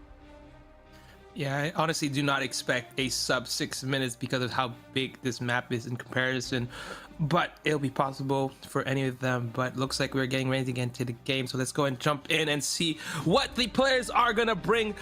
Welcome to Valley, ladies and gentlemen. Let's get this show on the road. Jump in with Jifan's team. He's already hitting the energy drinks, moving quickly across the map. Cisco in a gunfight. It's getting hot early on Valley. I keep saying it over and over again, but every single map on this game is highly competitive right now. Arena Breakout as the #1 game in the Google Play Store in, I think, 35 countries last week. So these games are full of players that are out there for the loot. And we see Ducky also in a long-range gunfight, managing his cover and concealment. And then Jifan already in the villa, already in the high loot area. But you never know when you're going to run into a boss with his entire gang. Jifan, as he goes through the door, immediately takes shots. Not sure if he's dealing with a boss team or a team of TAC Ops players, pulling back to be able to hit that medical kit, potentially needing that surgical kit as he tries to push in. His teammates clearing from the other side, hitting those painkillers. And you'll see many of these players, one of the primary tactics is they'll take those painkillers when they expect to get in a fight, but before they actually take any damage. What those painkillers do is that as you take damage, even get your legs broken, they allow you to move through the pain. And so if you know you're in a fight with a team, hit those painkillers before the fight starts. Your screen gets a little bit brighter, but also if you get shot in the legs, you're still able to run for cover versus seriously hurting your mobility. Space, we see him with that tap fire at long distance. That's what we expected from the sniping god, the SKS god in COD Mobile. And he again moves towards the high loot area, the high density area of guards. We see all of these players immediately rush to the built up areas where they know there may be a safe and may be some loot opportunities. Cisco again though, a little bit outside of the area we expect him to be in. He needs to pick up the pace, Hitman. Otherwise he's gonna add more distance to that score. Yeah, I'm actually taking a look at the remaining time to compare it to everybody, see if anybody's potentially in the same game. I thought potentially Ducky and Cisco were in the same game because it looked like they're in the same area. But I mean, look, Cisco got into that fight a little bit early, didn't really cause too much damage. I feel like they need to get some loot there. I don't know what they're doing right now, just exchanging loot right now this early on. You need this game, you need 200,000. And let's see actually what Space picks up here. Does he get a good item, golden line potentially? Cash. Okay, 3K cash. Not bad. Yeah, the safe, I mean, every time you see a safe, you are praying for the best result, because as we saw from Ducky's game, one item of loot really early on can make the difference. Cisco, this is what I expect to see from these teams as they progress. You see them flowing through the gunfight, continuing to move. Cisco with a big loot opportunity here. They dropped a team with an IMTV vest, high value gear, and Cisco may not have to go anywhere else other than loot that single player to hit his 200k minimum coin requirement. Ducky's team moving with Monarch ahead, clearing the way. 31 minutes left in this lobby for him, and if he's already looted up, he needs to hit that health. If he's already looted up, they may be progressing towards a fast extraction here. Monarch out in front, stopping by these players on the way, and some real opportunity for loot. Picking up that gun, that could be 55k right there with a 5-second loot process. Yeah, making me eat my words, saying that the extraction might not be as fast as the last game, but I don't know if he has the full equipment there. But having Cisco picking up that armor and potentially having 200k right off the bat is going to be huge for him, considering that their team had a 21-minute extraction in farm. So reducing that can close that gap, and hoping for maybe another blunder by Shifan. But it looks like Shifan is already going towards an extraction. I can't tell exactly, but we'll find out here. Cisco taking care of the guard. Quick scoping's not the same as in COD Mobile here, Cisco. I'd be careful. I've yet to see any crazy quick scope highlights from Arena Breakout, but I'm sure as we get more of these skilled pro players in the game and producing some content around it, we are going to see people pull off some things that look like magic tricks. One thing I'll tell you is the real world dynamics that they try and implement in this game. You know, when we met with the developers, the questions they had and the experiences that they wanted to experience in order to make sure that their focus on realism was as accurate as possible, it blew me away. It was remarkable. And that focus on realism is really what drives a lot of this in-game experience and these in-game dynamics. And so despite the fact that we may see some wild plays, I don't think we're going to see any of the 360 quick scope trick shots that we saw from some of these other titles. It would be from Ducky, though. If we saw one, it would be from Ducky, to be honest, right? Ducky being that Fortnite 360 god. But I want to mention something. Having more and more loot on you makes you super slow. Take a look at Ducky. You can see on his health character, you see that little weight thing? Meaning he's got too much stuff, and you can see how much slower he's moving. We'll see if that causes any problem, but I don't think he's got full amount to actually extract yet.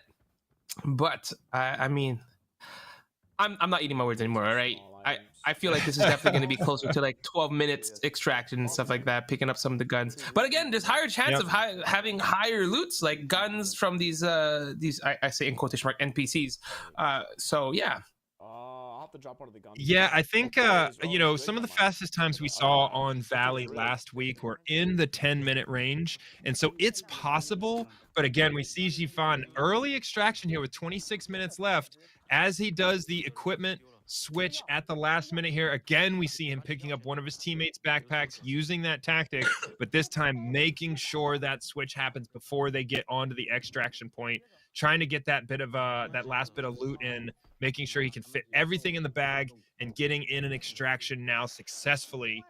Does not look like he's got any extraction point campers, and will extract before that 26-minute mark. We'll see if he meets that minimum 8 minutes and 46 seconds. Let's see if he meets the minimum loot value. He's got to hit 200,000 in order for that really fast time to qualify. Interception. 228,000. There we go. Hitman, we see a sub 9-minute time early from Shifan, repeating the same strategy from our first round on farm. That is huge. And if just one thing G-Fan is doing is consistently getting that low time, not getting world breaking time, but beating his last record that is closing the gap towards the total amount of time spent within these 3 games. Ducky's definitely going to be a little bit behind. We'll see if he has enough. He can still get that sub 10 mark, but it's going to be tough because I don't think he has enough loot yet. Yeah, I'm interested to see if I think Ducky's team strategy may be kind of get a guaranteed decent time on the board, right? and then really in a second or third attempt go for the speed run. And so while Ducky probably doesn't have his first extraction done yet, I'm interested to see what happens with his team's speed and his pace across the map after he gets that first extraction in. We see Space with the long range one taps. This guy is absolutely letting everyone know where his experience comes from and what he's known for in this second game on Valley. I expected Valley to be Space's map with the ability to really clear the way and have almost no risk to the team as they move towards these loot areas. But again, the number of kills is not a factor. It is all about loot value, hitting that 200K for Valley, and then getting to the extraction point as fast as possible. You see Cisco with some high value items here, and he may have what he needs already and be headed towards the extraction. Again, these guys have some tough times to beat. Already a sub-9 time from Gifan and team on the board here with a minimum loot required. It's going to take a speed run to stay competitive. Yeah, I'm just surprised because Cisco had that high armor loot, high helmet as well. I wouldn't be surprised if he over that 300K just on his second, but we'll see how it is. But I've noticed one thing between these two MP pros is that they love getting into gunfights. I've seen Space going around just like, oh, let me one tap to the head, one tap to the head, one tap to the head. Cisco going, oh, let me shoot this guy, here's this guy. Whereas you see like Ducky and Chifan, they're all about, let's get this loot, go in, get the loot, go out, rotate, get into our, extraction safe, and get our, our guarantee points, and then, like you mentioned, maybe go for the speed run right after that. So, I mean, as long as they get that sub 10, it'll be pretty competitive, I think. Yeah, that's a good point. Our COD Mobile pros are absolutely gravitating towards the gunfight, and that may turn out extremely well for them, because if they seek out the gunfight and they spawn near another team early on the map, you could feasibly get a sub 7-minute extraction on Valley if in the first minute or two you're able to down a team and get the total loot value you need. And these COD Mobile pros with their thirst for the gunfight, that strategy may work out, but that is most likely the potential highest risk, high reward strategy that we'll see on these maps. So it seems like consistency is going to be king given the format. And we are with Gifan right now, who is arguably the most consistent team on the map that we've seen, able to post their first extraction in both rounds so far in under 10 minutes. And if he's able to do that 3 times in a row, I think he's going to be extremely hard to beat. Cisco now moving into the extraction point, going to probably get a score on the board here if he's got the minimum loot value, but with 15 minutes and 46 seconds left, that is not going to be one of our fastest times of the day. He's got 19-14 on the board. Let's see the loot value. We're going to see if this score is going to be added to his total. He is plenty of loot. 400K. Oh my. That's what I was saying. As soon as we saw that armor in the beginning, I don't know if he realizes it's not fully about the money. It's about getting the fastest time. And I think once he saw that armor, I think that armor would have given him exactly enough, and he could have got a sub maybe 10. But listen, at least he's improving. That time was fast in the other one. I think you nailed it.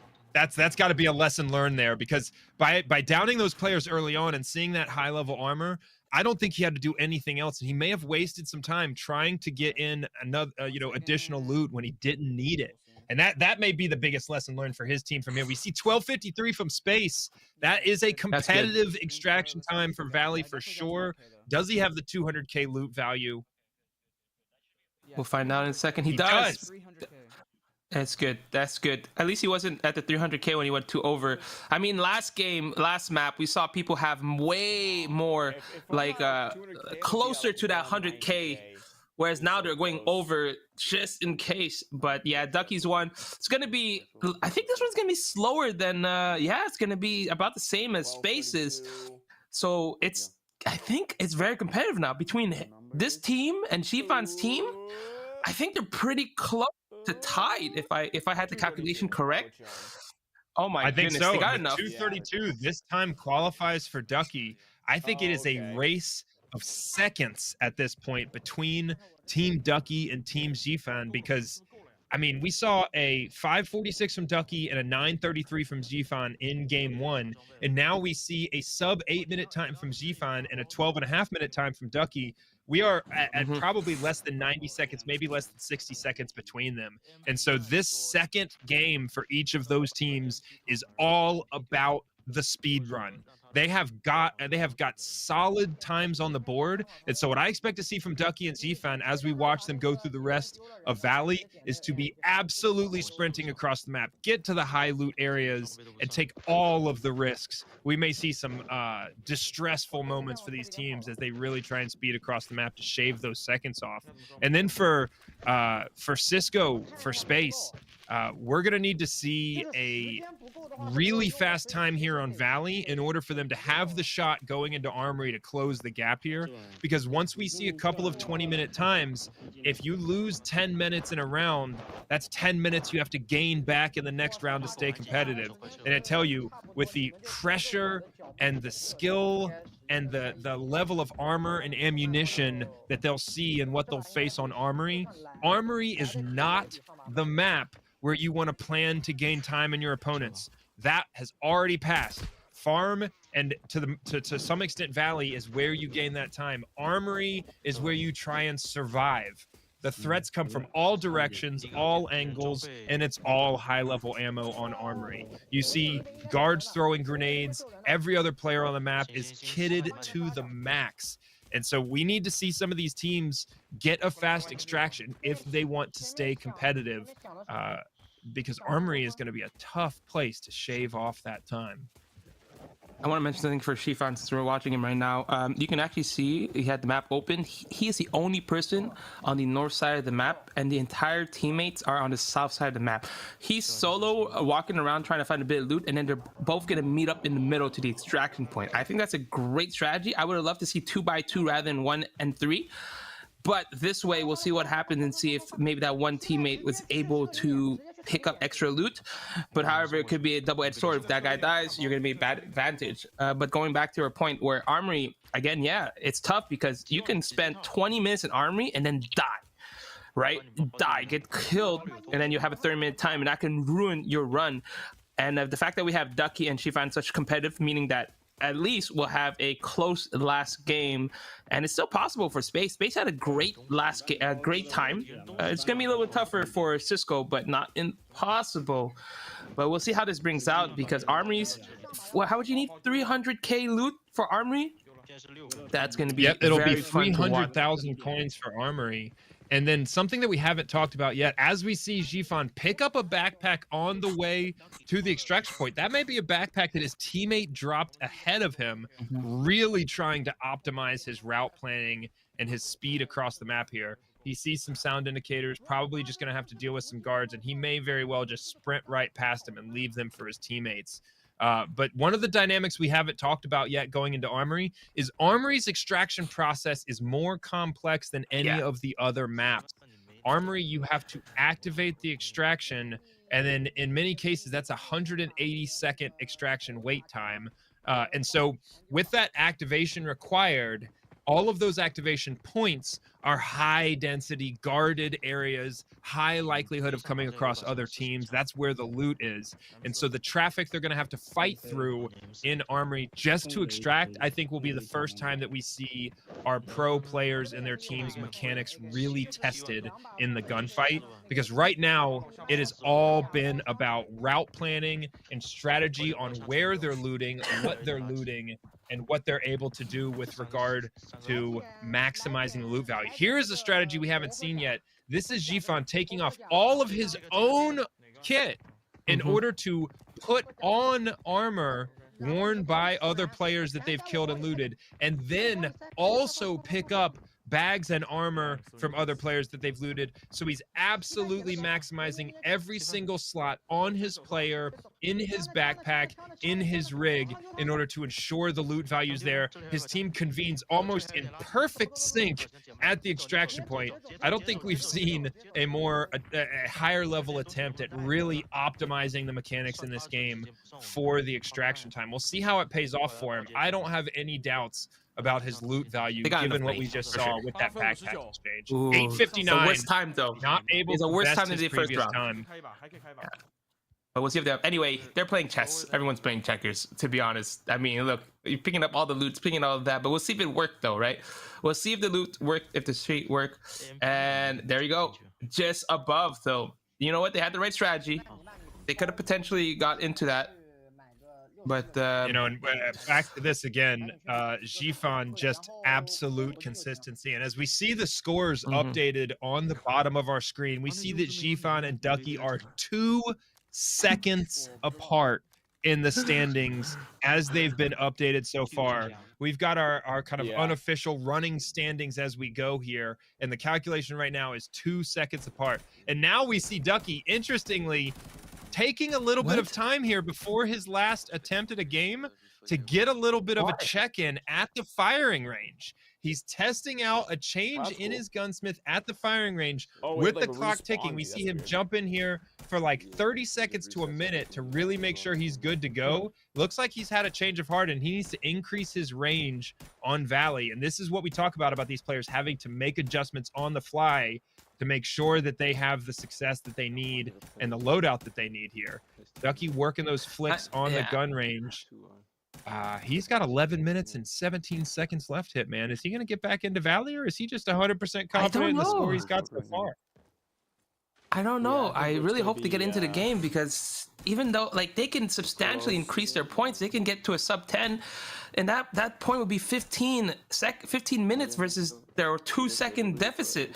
I don't know why. Maybe he doesn't know what the score is. Oh, maybe they did last. But I mean, again, they still can make it, but they were. I don't know, man. Ducky, maybe they just didn't want to risk showing a heck of a lot of confidence. And it looks like we're going to be coming back here. And we're going to talk about some of these tactics, Hitman. What we're seeing from Gifan's team is absolute optimization of the movement plan across the map, right? And then we see Ducky's team, where the clear tactic right now is to sprint to a high loot area potential, right? And then sprint straight to an extraction point as a team, knowing that he's got the experienced players on his team that can very quickly pinpoint where that high loot is likely to be. And we see Cisco in space with a kind of seek out the gunfight tactic. And we see that high risk, potentially high reward, but we have not seen a really fast time from either of those teams yet using that tactic. Yeah, I want to mention also, since Arena Breakout is having had a huge tournament this weekend, I guess, or week, for Arena Breakout. Arena Breakout has been out in China for a long time, and Shifan's teammates are, from what I can see, mostly Chinese. So it could be potentially that these players have been playing for a long time and they understand the mechanics a lot, and they're helping out Shifan. Shifan, who's learning the game from scratch compared to these veterans, could be the big difference here. However, we have a absolutely incredibly close game going into the last one, as Shifan is going to get the gold with that incredible sub 9 minute, 8 minute and 46 seconds with 228,000 crowns. And then with Duck in second place with 1232, right behind Space with 1253, and Cisco at 2314, and Valley. Again, you saw Space and Ducky very competitive with each other. However, I believe that Ducky had time to do one more run, and if he would have got that sub 10, even 11, just trimming it off that score a bit, potentially could have seen a little more of a cushion for Team Ducky. I don't know if you agree with me or not, Mod6.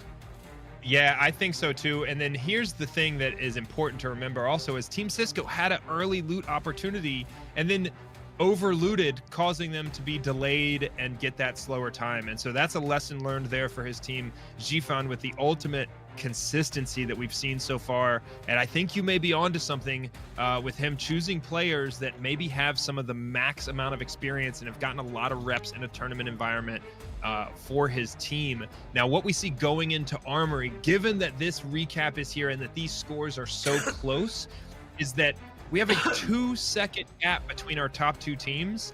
And here's the crazy thing with Armory is, don't count out Cisco and Space, because the fact of the matter is that Armory is a difficult enough map that if Ducky or Zfan or both fail to successfully extract, they will post 30-minute times in our next round. And that could spell the end. Yeah, I think Cisco's team might be out because of how they have like 40 combined, so that would be near impossible for them to win.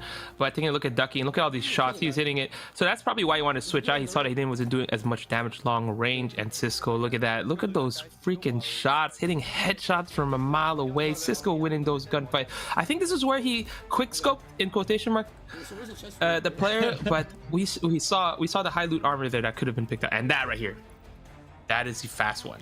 8:46, incredible. Yeah, that 8 minute and 46 second extraction time, excellent from Gifan. And I think, you know, his consistency and Ducky's spectacular performance on our first map at Farm, the combination of those two things is going to make for an exciting Armory matchup. In space, we see our players used to the multiplayer environment seeking out those gunfights, in space having absolutely zero trouble as an expert with that tap fire.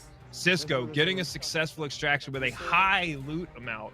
We saw it 1914, but not quite fast enough to stay as competitive as he needs to. In space, posting that 1253, which keeps him in the game going into Armory. Ducky facilitating a 2-second gap with his 1232 and keeping it. I mean, this is absolutely down to the wire. The closest matchup we've seen so far in this series between Gifan and Ducky. And I'm excited to see what we have coming next. Yeah, and I don't want to take away from any other players. There's a lot of players that are playing today that played all the way from Alpha, Beta, right? Like, there's a lot of good players here that are playing. But when you have a game that's been out for a year and you can play it with how it is, it's incredible. But yeah, I mean, I do agree. Like, we could have seen this way more competitive.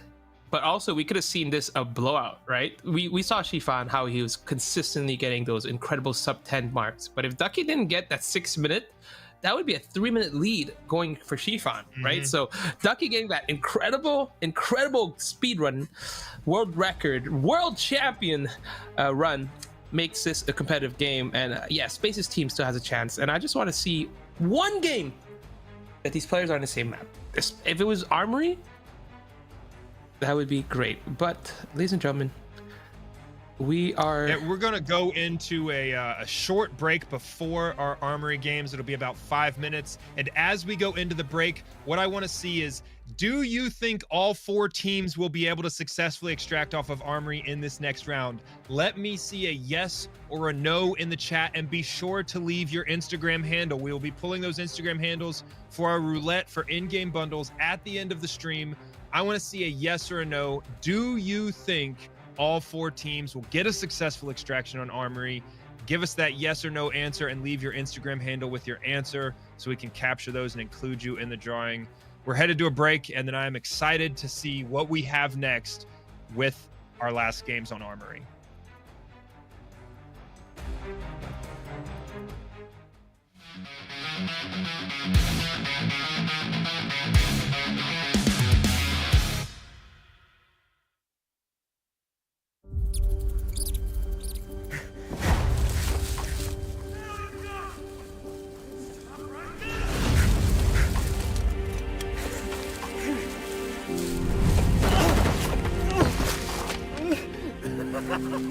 Yeah, go on.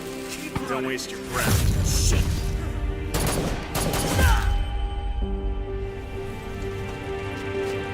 The bastards came, guns blazing.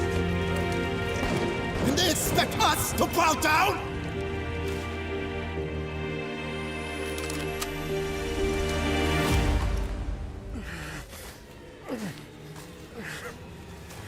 This? What you're fighting for?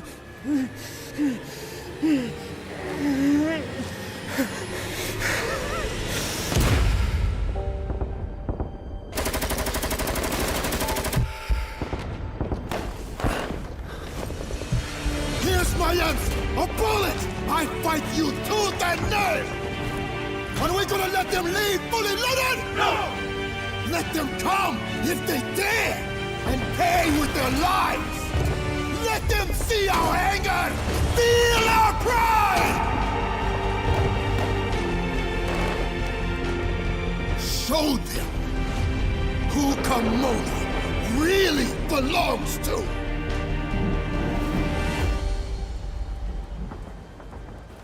I will fight for her until the end.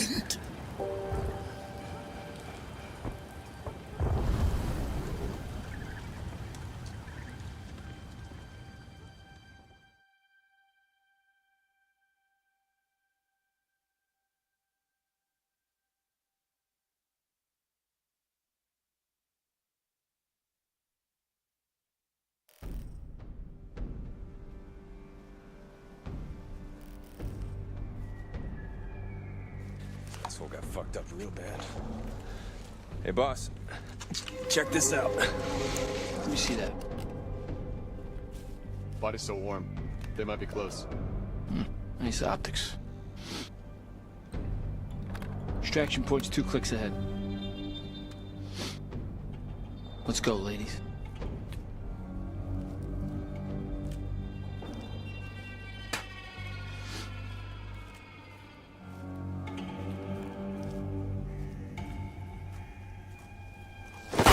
Sniper!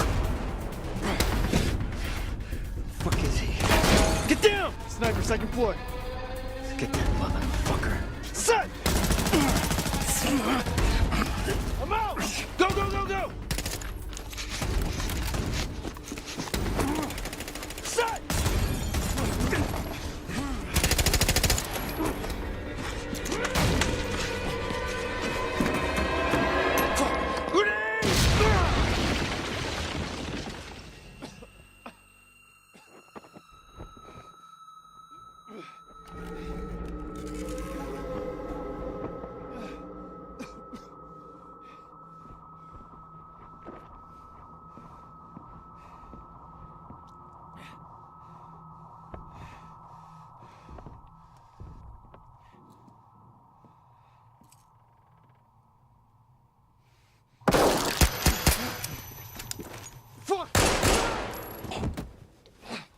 Oh shit, that was close.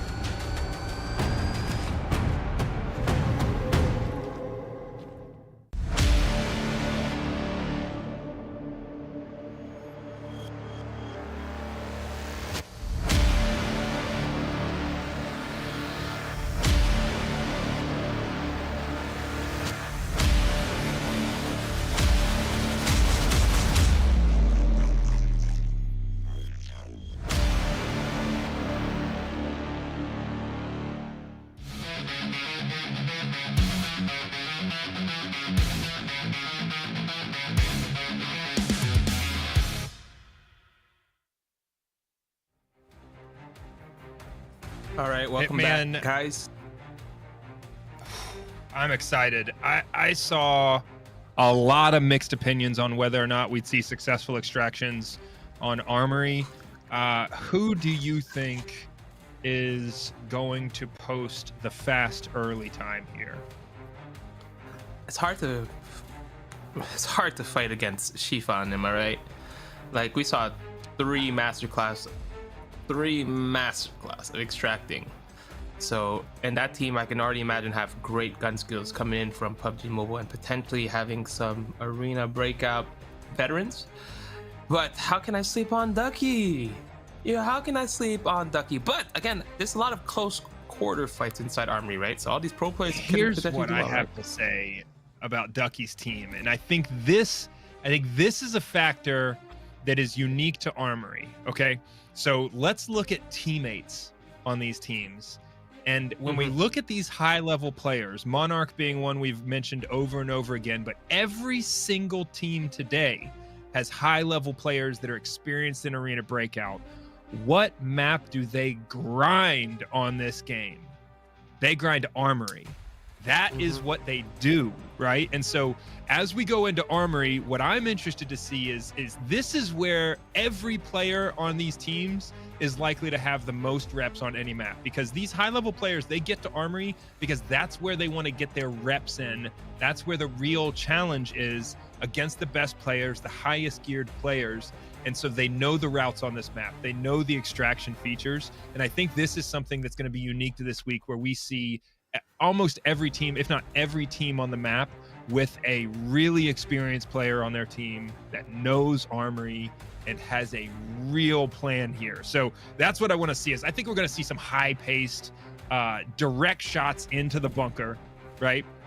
And then I think we're going to see a couple of teams that go for the earliest gunfight possible and then try and activate that extraction. Again, reminder, there's codes on the screen. Go to your menu in Arena Breakout quickly. You got to be first with these codes. You got to be quick. And these are the bundles that you see that give you the advantage. These are the bundles that you see that give you similar gear that you see on these players today. Those fancy guns with that high level ammo. Get a head start, input those codes, and be sure when we're asking for feedback in the chat to leave that Instagram handle so you can be included in the draw for 5 more of these codes at the end of the stream.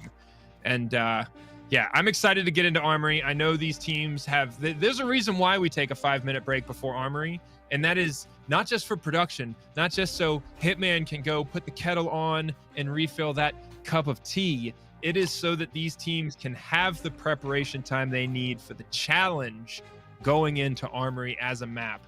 The players on this map, the guards on this map, the bosses on this map, there's no hesitation, there's no missed shots, and the attack can come from literally any angle, any room at any time. And there's plenty of opportunity on Armory, especially in the bunker, to be backed into a corner with nowhere to go. Also, all of the extraction points are designed so that you're backed into a corner with nowhere to go with a long wait time. So it is high intensity from the insertion into the map all the way into the extraction at the end. And that's why I asked that question. Do we think everyone is going to get a successful extraction? Because that has not been the case yet so far in the Triathlon series. We have not seen a round where 4 teams successfully extract from Armory. Yeah, I mean, I think there's a few storylines that we haven't seen at all today. First of all, we haven't seen a single team die today. I know last week we've seen a couple teams, couple players died on stream. I have not seen that yet. Third thing, or second thing, we have not seen any players play against each other yet. And this would be the best scenario for this to happen, because think about it this way. Imagine 2 teams get into bunkers, 1 team wins the fight, kills the other team. Look how much loot is gonna be on that body. You have more than enough loot on those bodies to just extract from that right away. So that could be game changing. Imagine we see Shifan's team versus Ducky's team. Oh my God, that would be literally the changing point of this tournament. That would be incredible. That's the best thing about the way the scoreboard is right now, is that the entire result up to this point can come down to a single gunfight in the bunker on Armory. And that's one of the things that makes this game really, really exciting, is when it's close, it can be just a couple of seconds that decides the entire thing. Yeah, I mean, with that, we're getting into this game, this Armory game, final game, ladies and gentlemen. Game 3 Armory. It's a race to the top. Space, Shifan. We also have Ducky. We also have Cisco. Who's gonna win it right now? Let's take a look at our final game. Oh my God, I'm excited for this one. It's gonna be fun. Starting off here with Shifan. Shifan starting out with the king of consistency here as he moves across the map. We see him move towards one of the extraction points here. This is not the main bunker, but every area that is built up around this map has incredibly challenging bots. So what we might see here, is that this is an extraction point, and I'm interested to see if he has sent a 2-man group from his team to activate that extraction point, allow him to see if he can loot on the outside of bunker, waiting for that extraction activation, and limit his risk, limit the team leader's risk in bunker.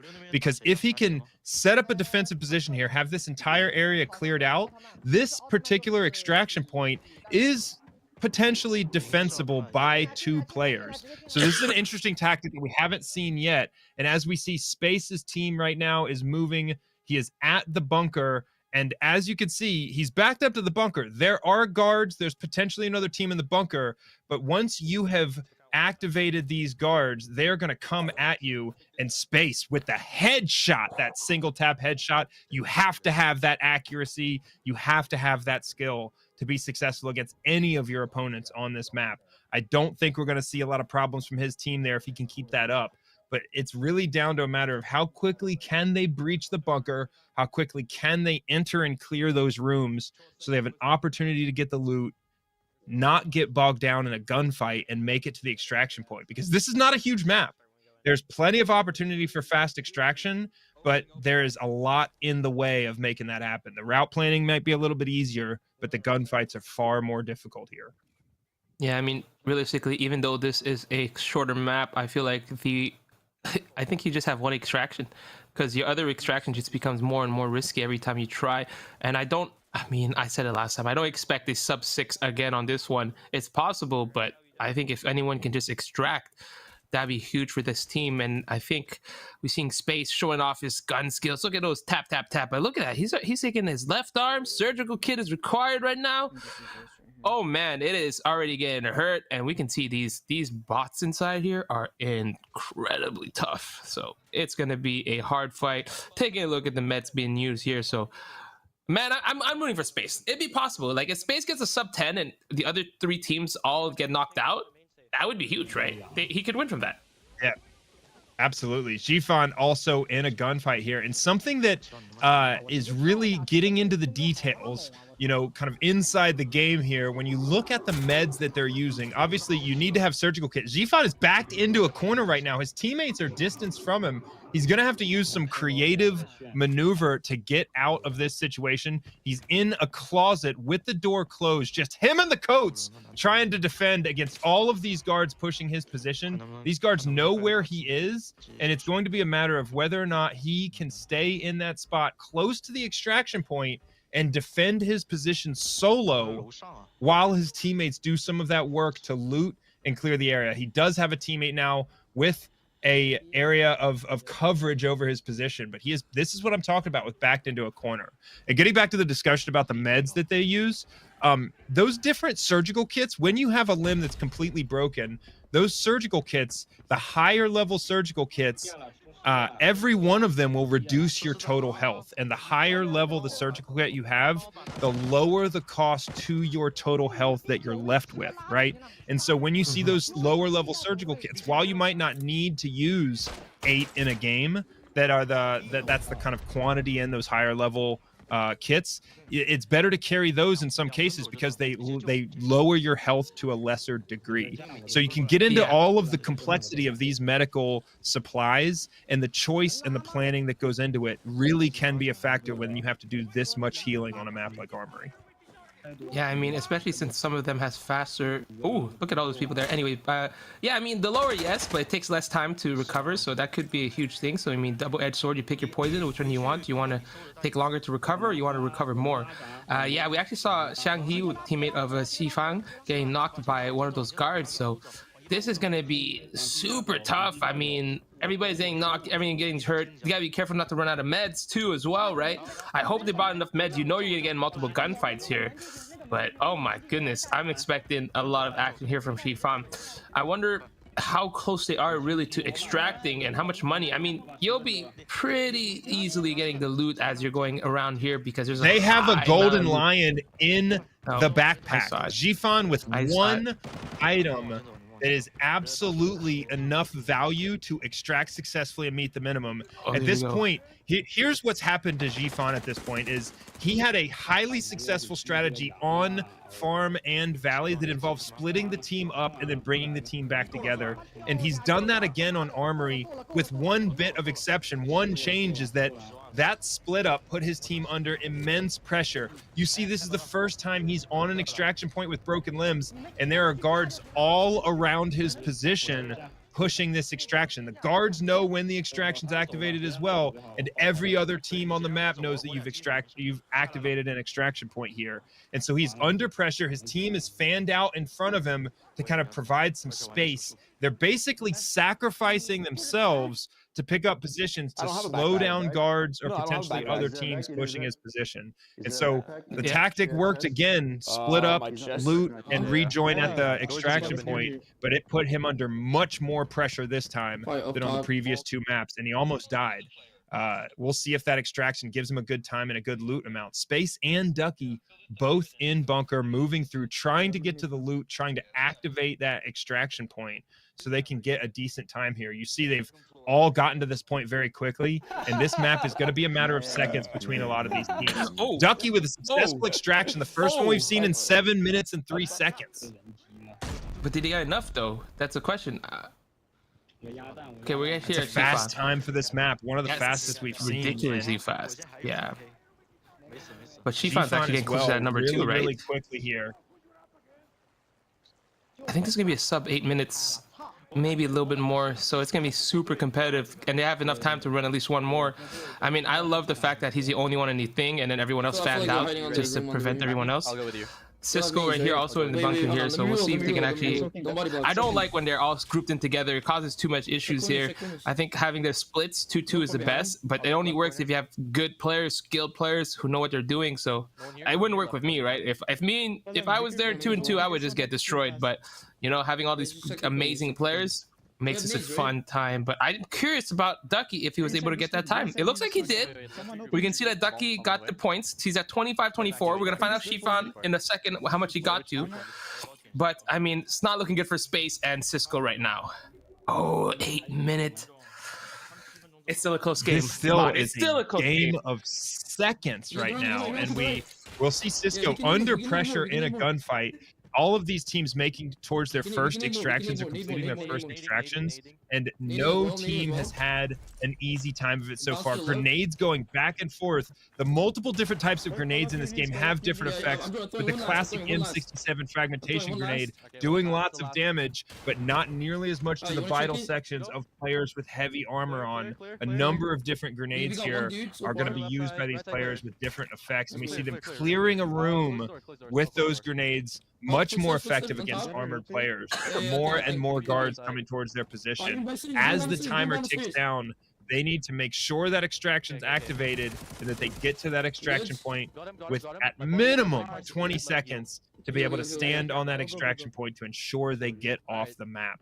That's another factor here is, you know, once you've activated the extraction point on Armory, if you miss that countdown timer, that's no longer an extraction option. You could be left MIA on the map and have none of this count at all.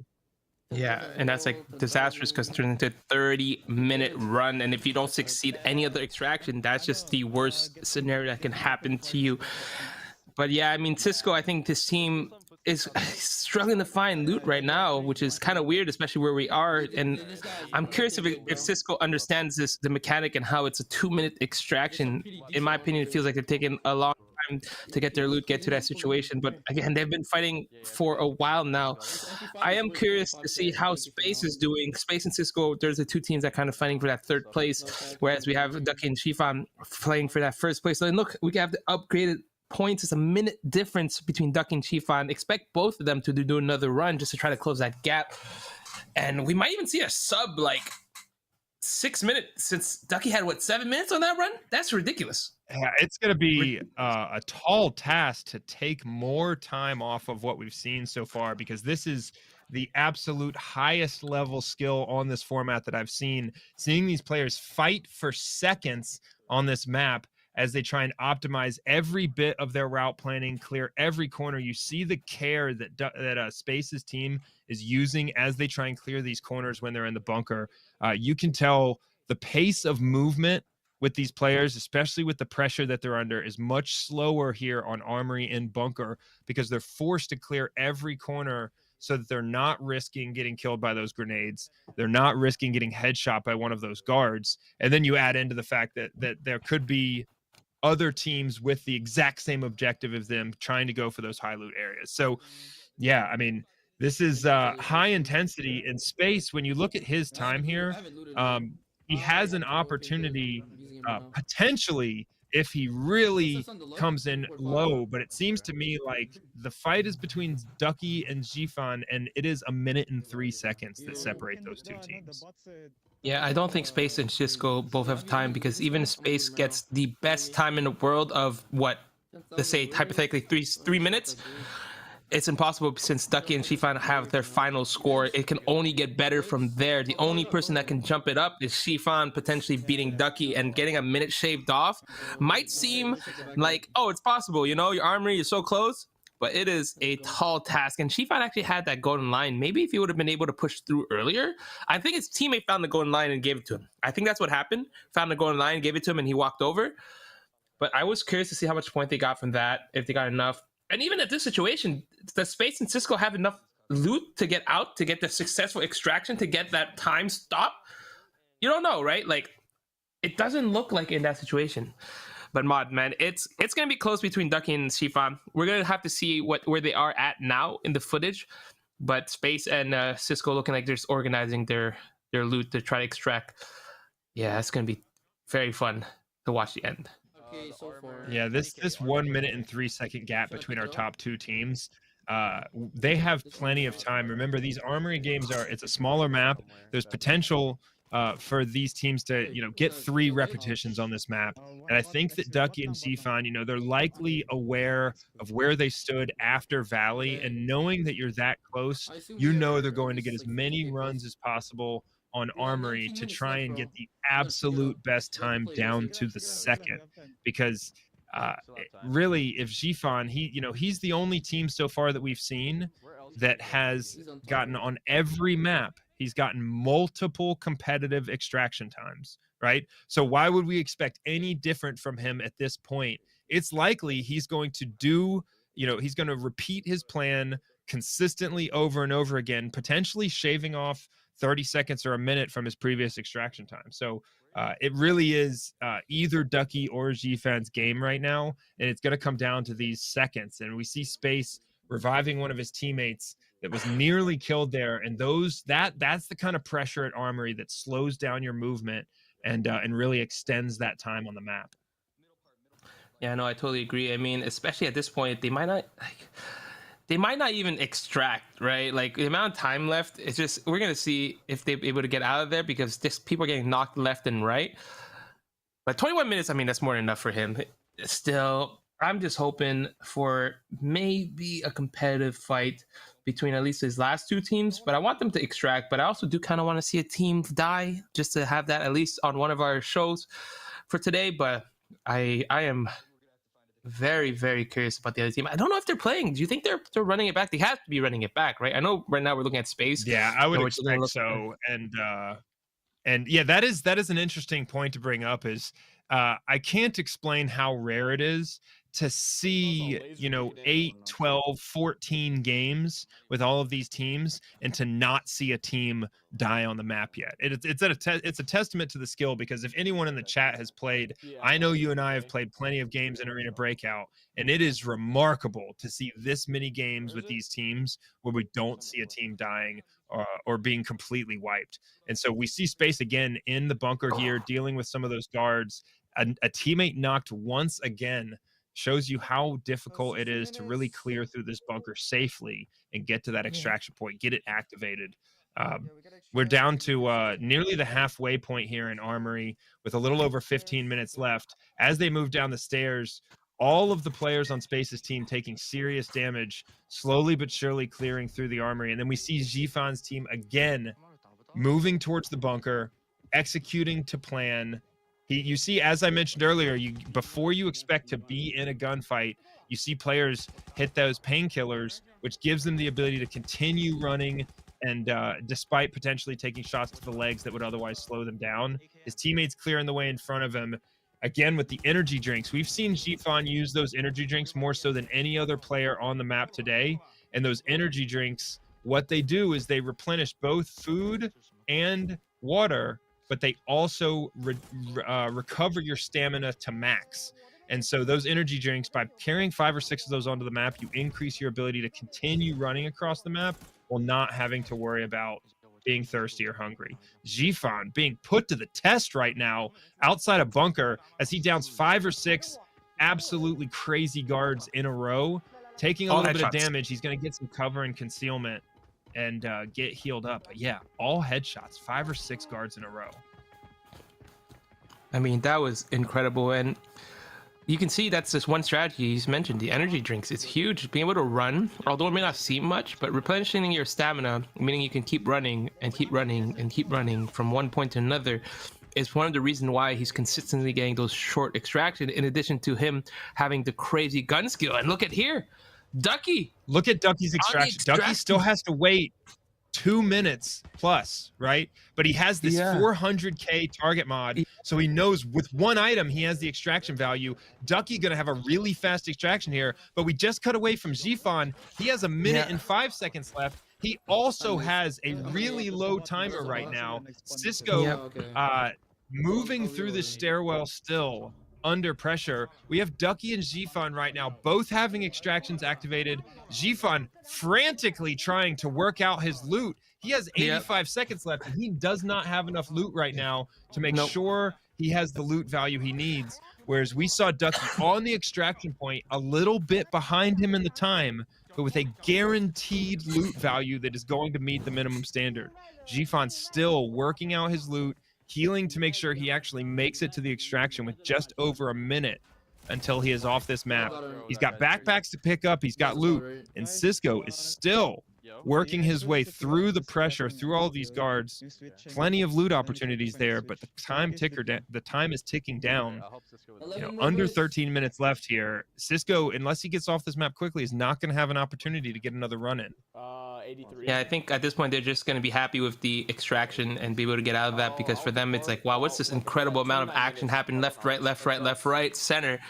But yeah, I mean, Ducky right now, at least he's on the point. He's got the loot he needs. I think, hypothetically speaking, Shifan's time would be faster if he has the loot and gets all the way there, since you still have 1 minute left. And by the time this is done, it's going to be like a sub 7, maybe 6.5. He'll beat his time by a little bit.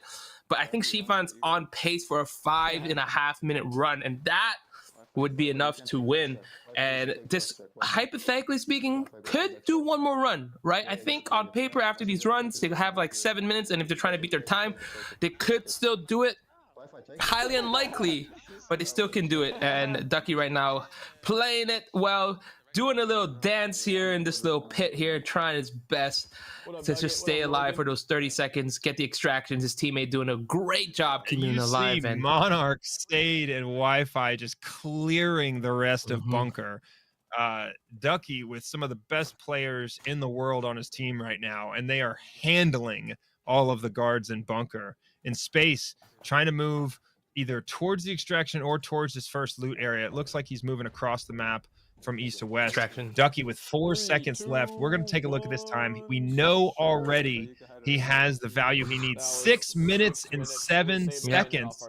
That puts Ducky firmly in the lead, but we haven't seen Zifan's extraction time yet. Ducky registering down there with 24 minutes and 28 seconds now.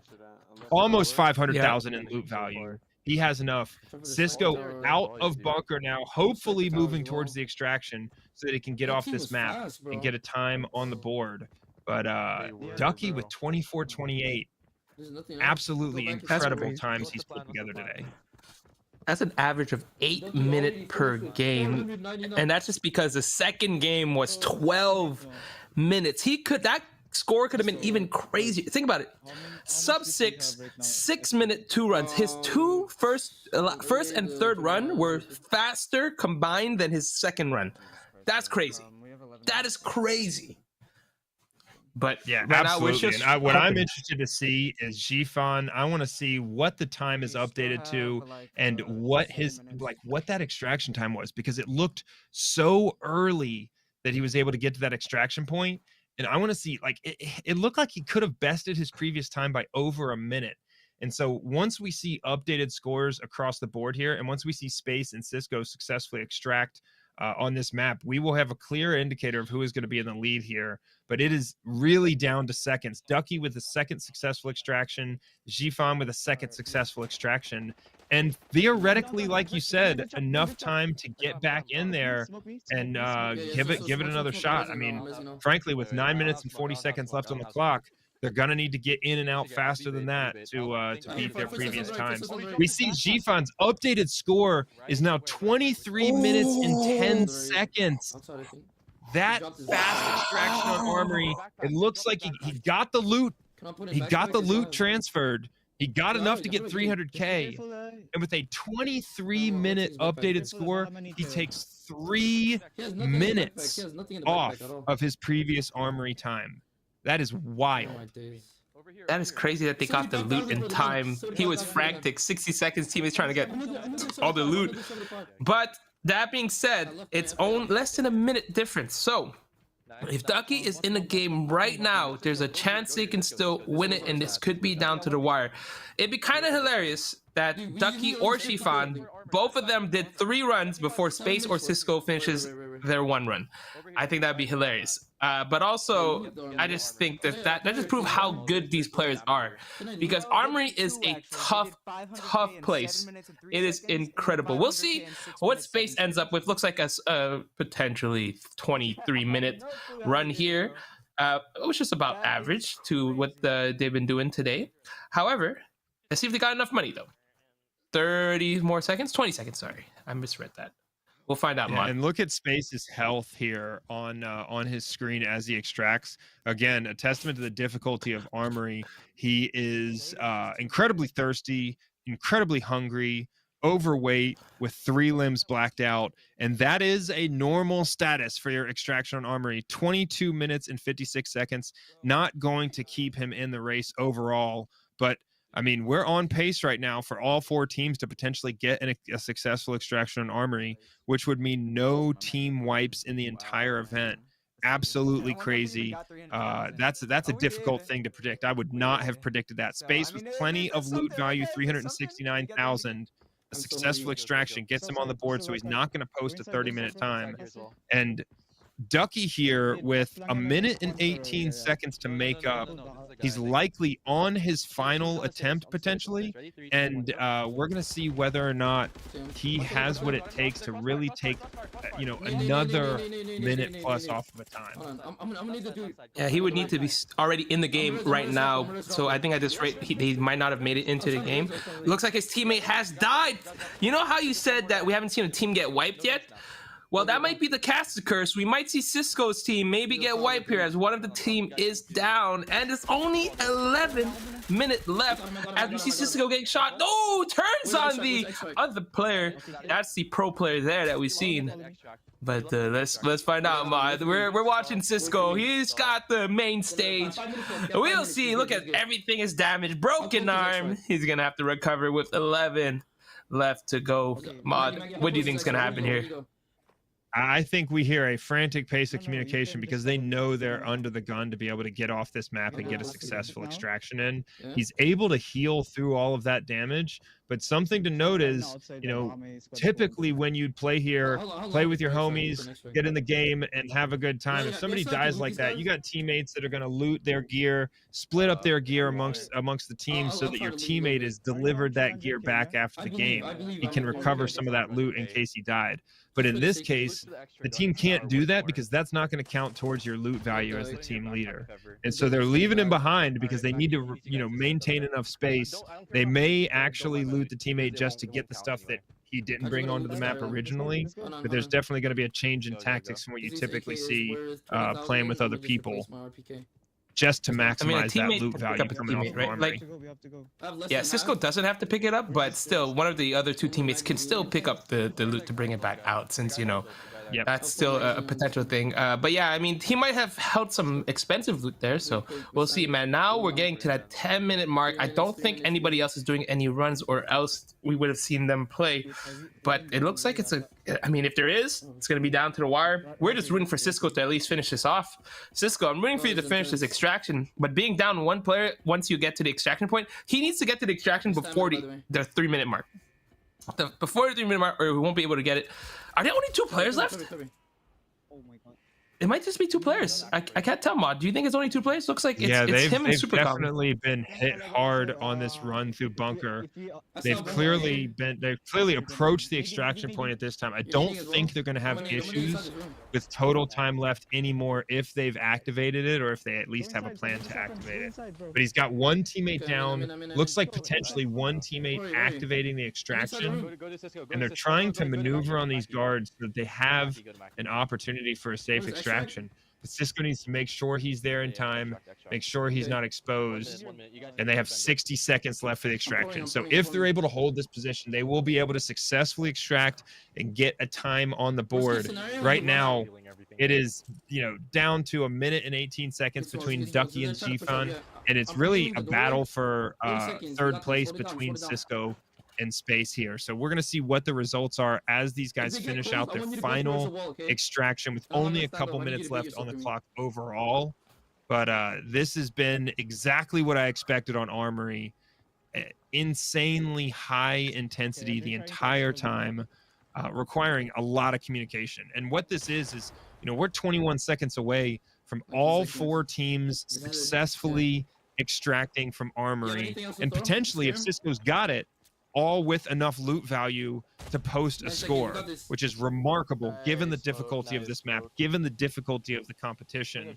I think we've seen some absolute expertise from the teams this weekend displayed on this map.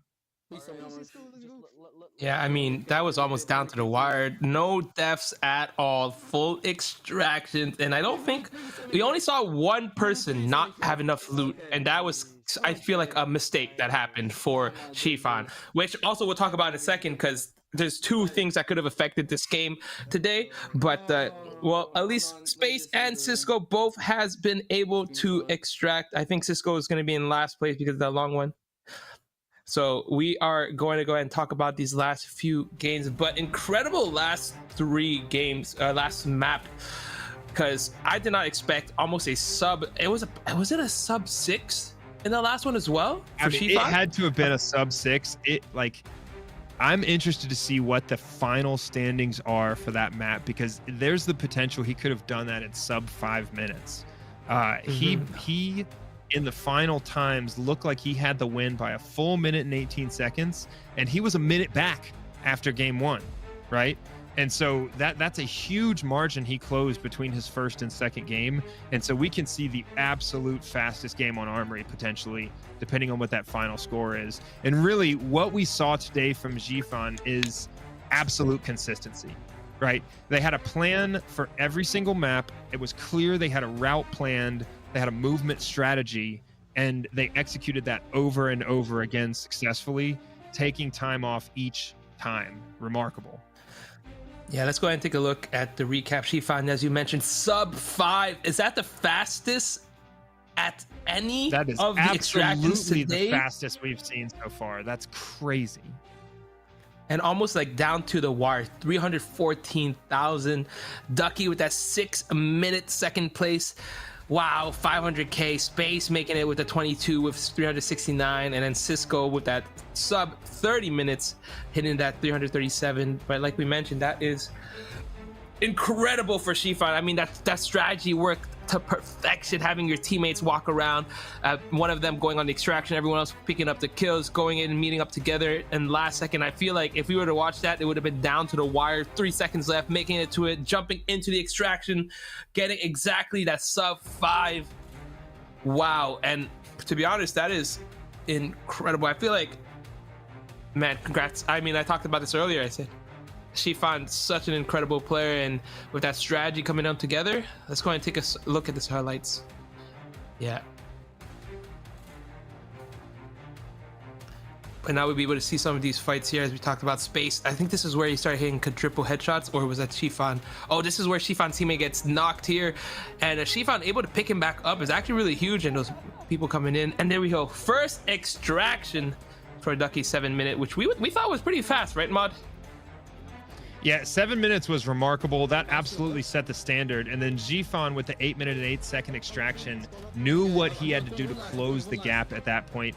And Cisco here in a huge gunfight with a ton of grenades. These guys executed well in the gunfight, being able to successfully extract. You see Space downing guards, odd angles through the stairs over and over and over again to try and keep some of his teammates up. They were all able to win every one of those gunfights and successfully extract. But what it came down to here Jifan, absolute excellence, showing mechanical skill, perfect headshots over and over again. And really what it came down to was the speed with which each team was able to make it through those gunfights, right? No team avoided a gunfight. We saw crazy extraction times, but at the end of the day, the winner was determined by how quickly they could down those guards, down those other teams, and how quickly they could flow through the gunfight towards the extraction. And what we saw was Ducky and Jifan both able to keep their pace across the map, and Cisco and Space did have some moments where, even though they showed why they're professional competitors here by winning every single gunfight, being slowed down in some of those stairwells what resulted in that difference in extraction time. Yeah, now we should be able to take a look at the final score, which was down to the wire. Jifan, first place, congratulations. 23-minute total, which is an average of about 7 something, with a total amount of almost 700,000. Duck in second place with 24 and 28, like we mentioned, about a minute difference, which is incredible. And Space about just under that hour mark in third place, and Cisco in fourth place with an hour and 10 minutes. You can tell the difference in these play styles. We have players that have the crazy amount of strategy coming from a BR background compared to the two players that are coming from MP and Mod 6. Are you surprised with this? You know, I think what the story is here, and we've said it again, is it comes down to the planning and preparation and the experience on the map. And what we saw today was absolutely no lack of skill, especially in the gunfight. I mean, these guys absolutely laid it down. It's hard to express how difficult it is to do what they did by winning every gunfight and being able to successfully extract every time. But it was that consistency in the plan, consistency in the execution of that movement plan that really got it done for Jifan. Yeah, I totally agree. I mean, I talked about it earlier. I said we're not really talking too much about Jifan because we don't really know him, but yeah, we don't know too much about Jifan, but yeah, sorry. I think it's important to note what you saw there was Jifan as the winner, but with the lowest loot value. So that goes back to knowing the format and these guys in their planning and preparation, right? This format is that you are going for the fastest time in 3 extractions on 3 maps, the fastest total time for the extraction. But the extraction only counts if you hit that minimum loot value each map. And so what we saw was Farm, Valley, and then Armory. And those minimum loot values were 100,000 coins, 200,000 coins, and 300,000 coins respectively. So Jifan, it may have looked like he was cutting it close with the loot value every time, but what he was doing, he's min-maxing this format where he's hitting the minimum amount of loot required for his score to count, and absolutely focusing on the fastest times possible. And so that strategy is the one that won today. And yeah, he needs to hit those loot minimums for the time to count. But if the time counts, it's all about how quickly you can get it done. This is a timed match. All right, let's go ahead and jump into an interview with the winner, Jifan. I'm excited to pick his brain on this because it sounds like it's going to be a good one.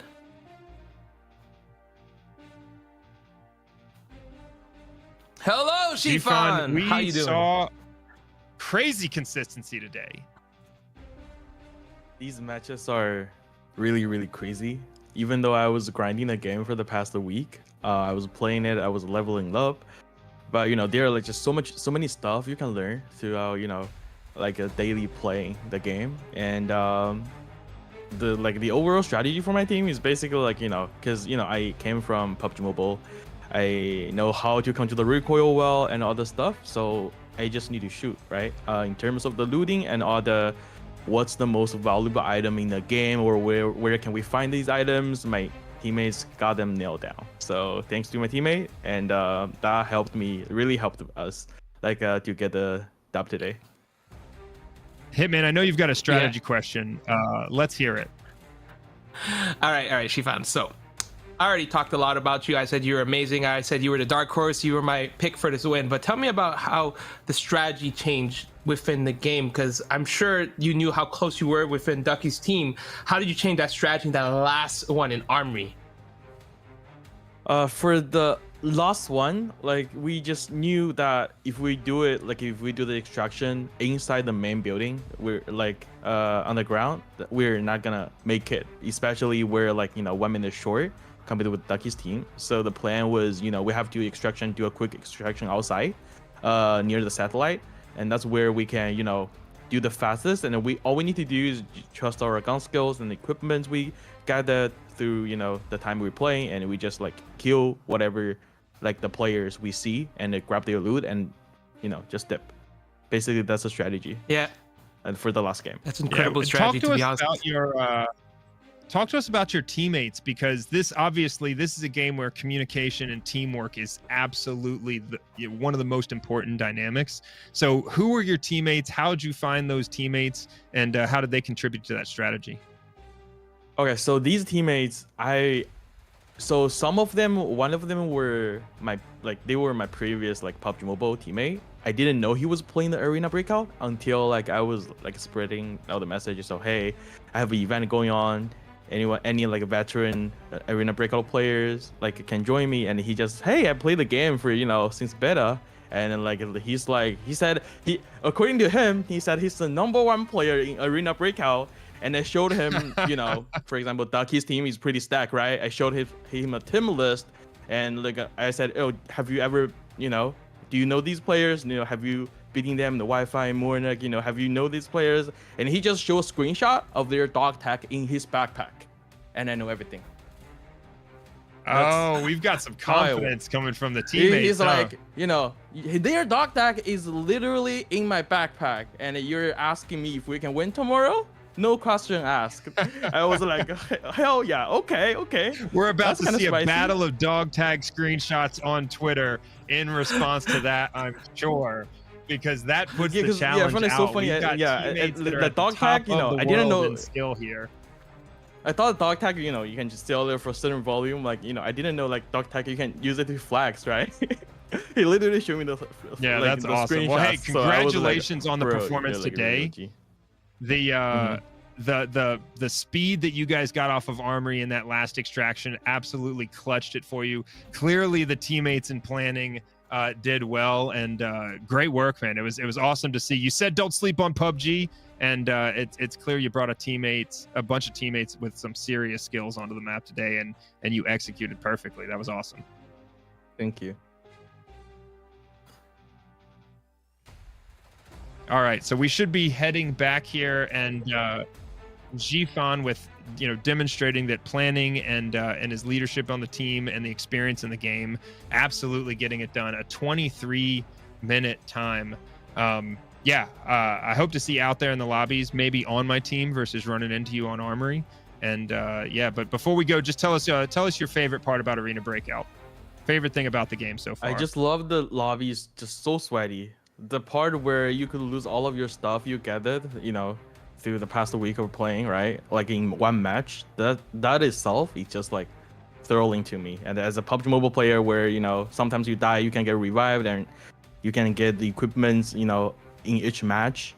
So the idea is kind of different, and I really like the Arena Breakout. This kind of like just intense gunplay. And the customization of the gun or like insane as well. I see like 700 more like parts in the game, and I was trying to customize my weapon like early this morning. I was like, bro, there's so many stuff. Like I need to learn a lot about this game, and I'm excited about it. Yeah, you love it for all the exact same reasons I do. It's that level of depth in the game that really excites a lot of people. It gets people excited to learn. You see some people complaining about how difficult it is, and that's the point. You get deep into the game, you learn all those little dynamics, and it gets a little bit easier each time to get off the map. But hey, thanks for joining us for the interview. And again, great job today. It was exciting to see. And next week, we're going to see the Founders game. These are all guys that have been spending the entire beta getting ready for this level of competition. They should be the timer, right? Thanks, Jifan. We should be headed out here in just a second, but we looks like we're going to get a couple extra Jifan. Your time in the limelight's extended. Hitman, absolutely blown away right now. Having to get a little extra sip of water. I think we got him a little bit too excited with the gameplay. But up next, we should have our roulette wheel coming up. We're gonna spin that roulette wheel. Hitman, count us down for each spin. Hopefully, we should be able to spin that wheel and catch our last 5 winners of these bundle keys, the CD keys you can put in on the game. All right, let's spin this wheel. How many people is there? 2, 4, 6, 7. So 5 out of these 7 people will win a bundle. So spin down in 5, 4, 3, 2, 1, 0. And is it 5 winners? I'm assuming it's 5 winners, right? Yeah, it should be. All right, congratulations to Gio Luna. Don't forget to keep your DMs open. We're gonna send you the CD key straight to your Instagram. All right, do you want to count us down again, or just keep going? We should just keep rolling. Just roll it again. Yeah, let's spin that wheel. Just spin it. We'll do 4 times, and then. All right, congratulations, Marcus Barajas 34. Again, don't forget, keep your DMs open, or else you would not be able to receive the CD key. And if you want to learn how to redeem it, just scroll back to the beginning of the stream. We explained it quite well. And let's go again. 3 more winners. 2 winners have been announced. Our 3rd winner will be close. Temperance. Congratulations, Temperance. You're gonna get a lovely bundle that's gonna boost you up real good. And hopefully you don't die too fast on farm, because it's sweaty. Yeah, use that bundle on Armory. Come back next week for the cast and tell us how it goes. All right, 4th winner.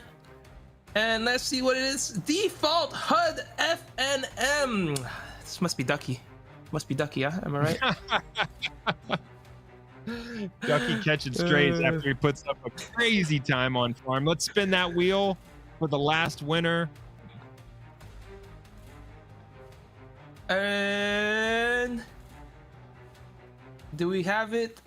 It is gonna be Karen Veer Kapoor. Congratulations, you are our final winner. Hey, if you guys didn't win this week, make sure to join next week, because we're gonna do the same exact deal. Chance to win these bundles, chance to get these spins. You get up to 15 chances to get these. So make sure to join that for that. So congratulations to our winner, Mod6. What a great day today, to be honest. No deaths, yeah, that competitive was, games. Woo. Pros, right? Absolutely crazy. Yeah, it's pros, and that's what it is. That's what we expect. And what we saw today was pros making good on the title of the stream. You know, like all of these runs being successful extractions is crazy. That's about as exciting as you can hope for. And for our next cast, we are going to have the Founders Night. That is 7 days from today, same place, same time, where you will see us, and we will see these players that have the most experience in Arena Breakout. These will be players that know where every single high loot item is and every super fast route off the map and to the extraction. GG's to all of our players today, and congrats to Jifan representing his team well and with the expert tactics. Hitman, thanks for joining us. Hey, thanks for having me. I'll be back next week as well. I mean, honestly, guys, if you thought this week was crazy, it's like a ramp up. First week, it's okay. This week, it was good. Next week is going to be insane. You had some of the original players, the founders, some of the best playing with some of the best of the best. It's going to be crazy. You think we're going to get a sub 3-minute run? Sub 4-minute run, maybe? Question mark? I think that's got to be the goal, right? Guys getting under 4 minutes on this map is going to be the goal next week. And yeah, we're excited to bring it to you, and we're excited for what we've got coming next week. All right, guys. Thank you guys all for watching. You guys have been amazing. Shout out to the amazing production crew, as well as Mod6 for being such a great caster, man. You're just amazing. You're the best. And then shout out to everybody for watching. We will be see you back guys next week. See you guys. Goodbye.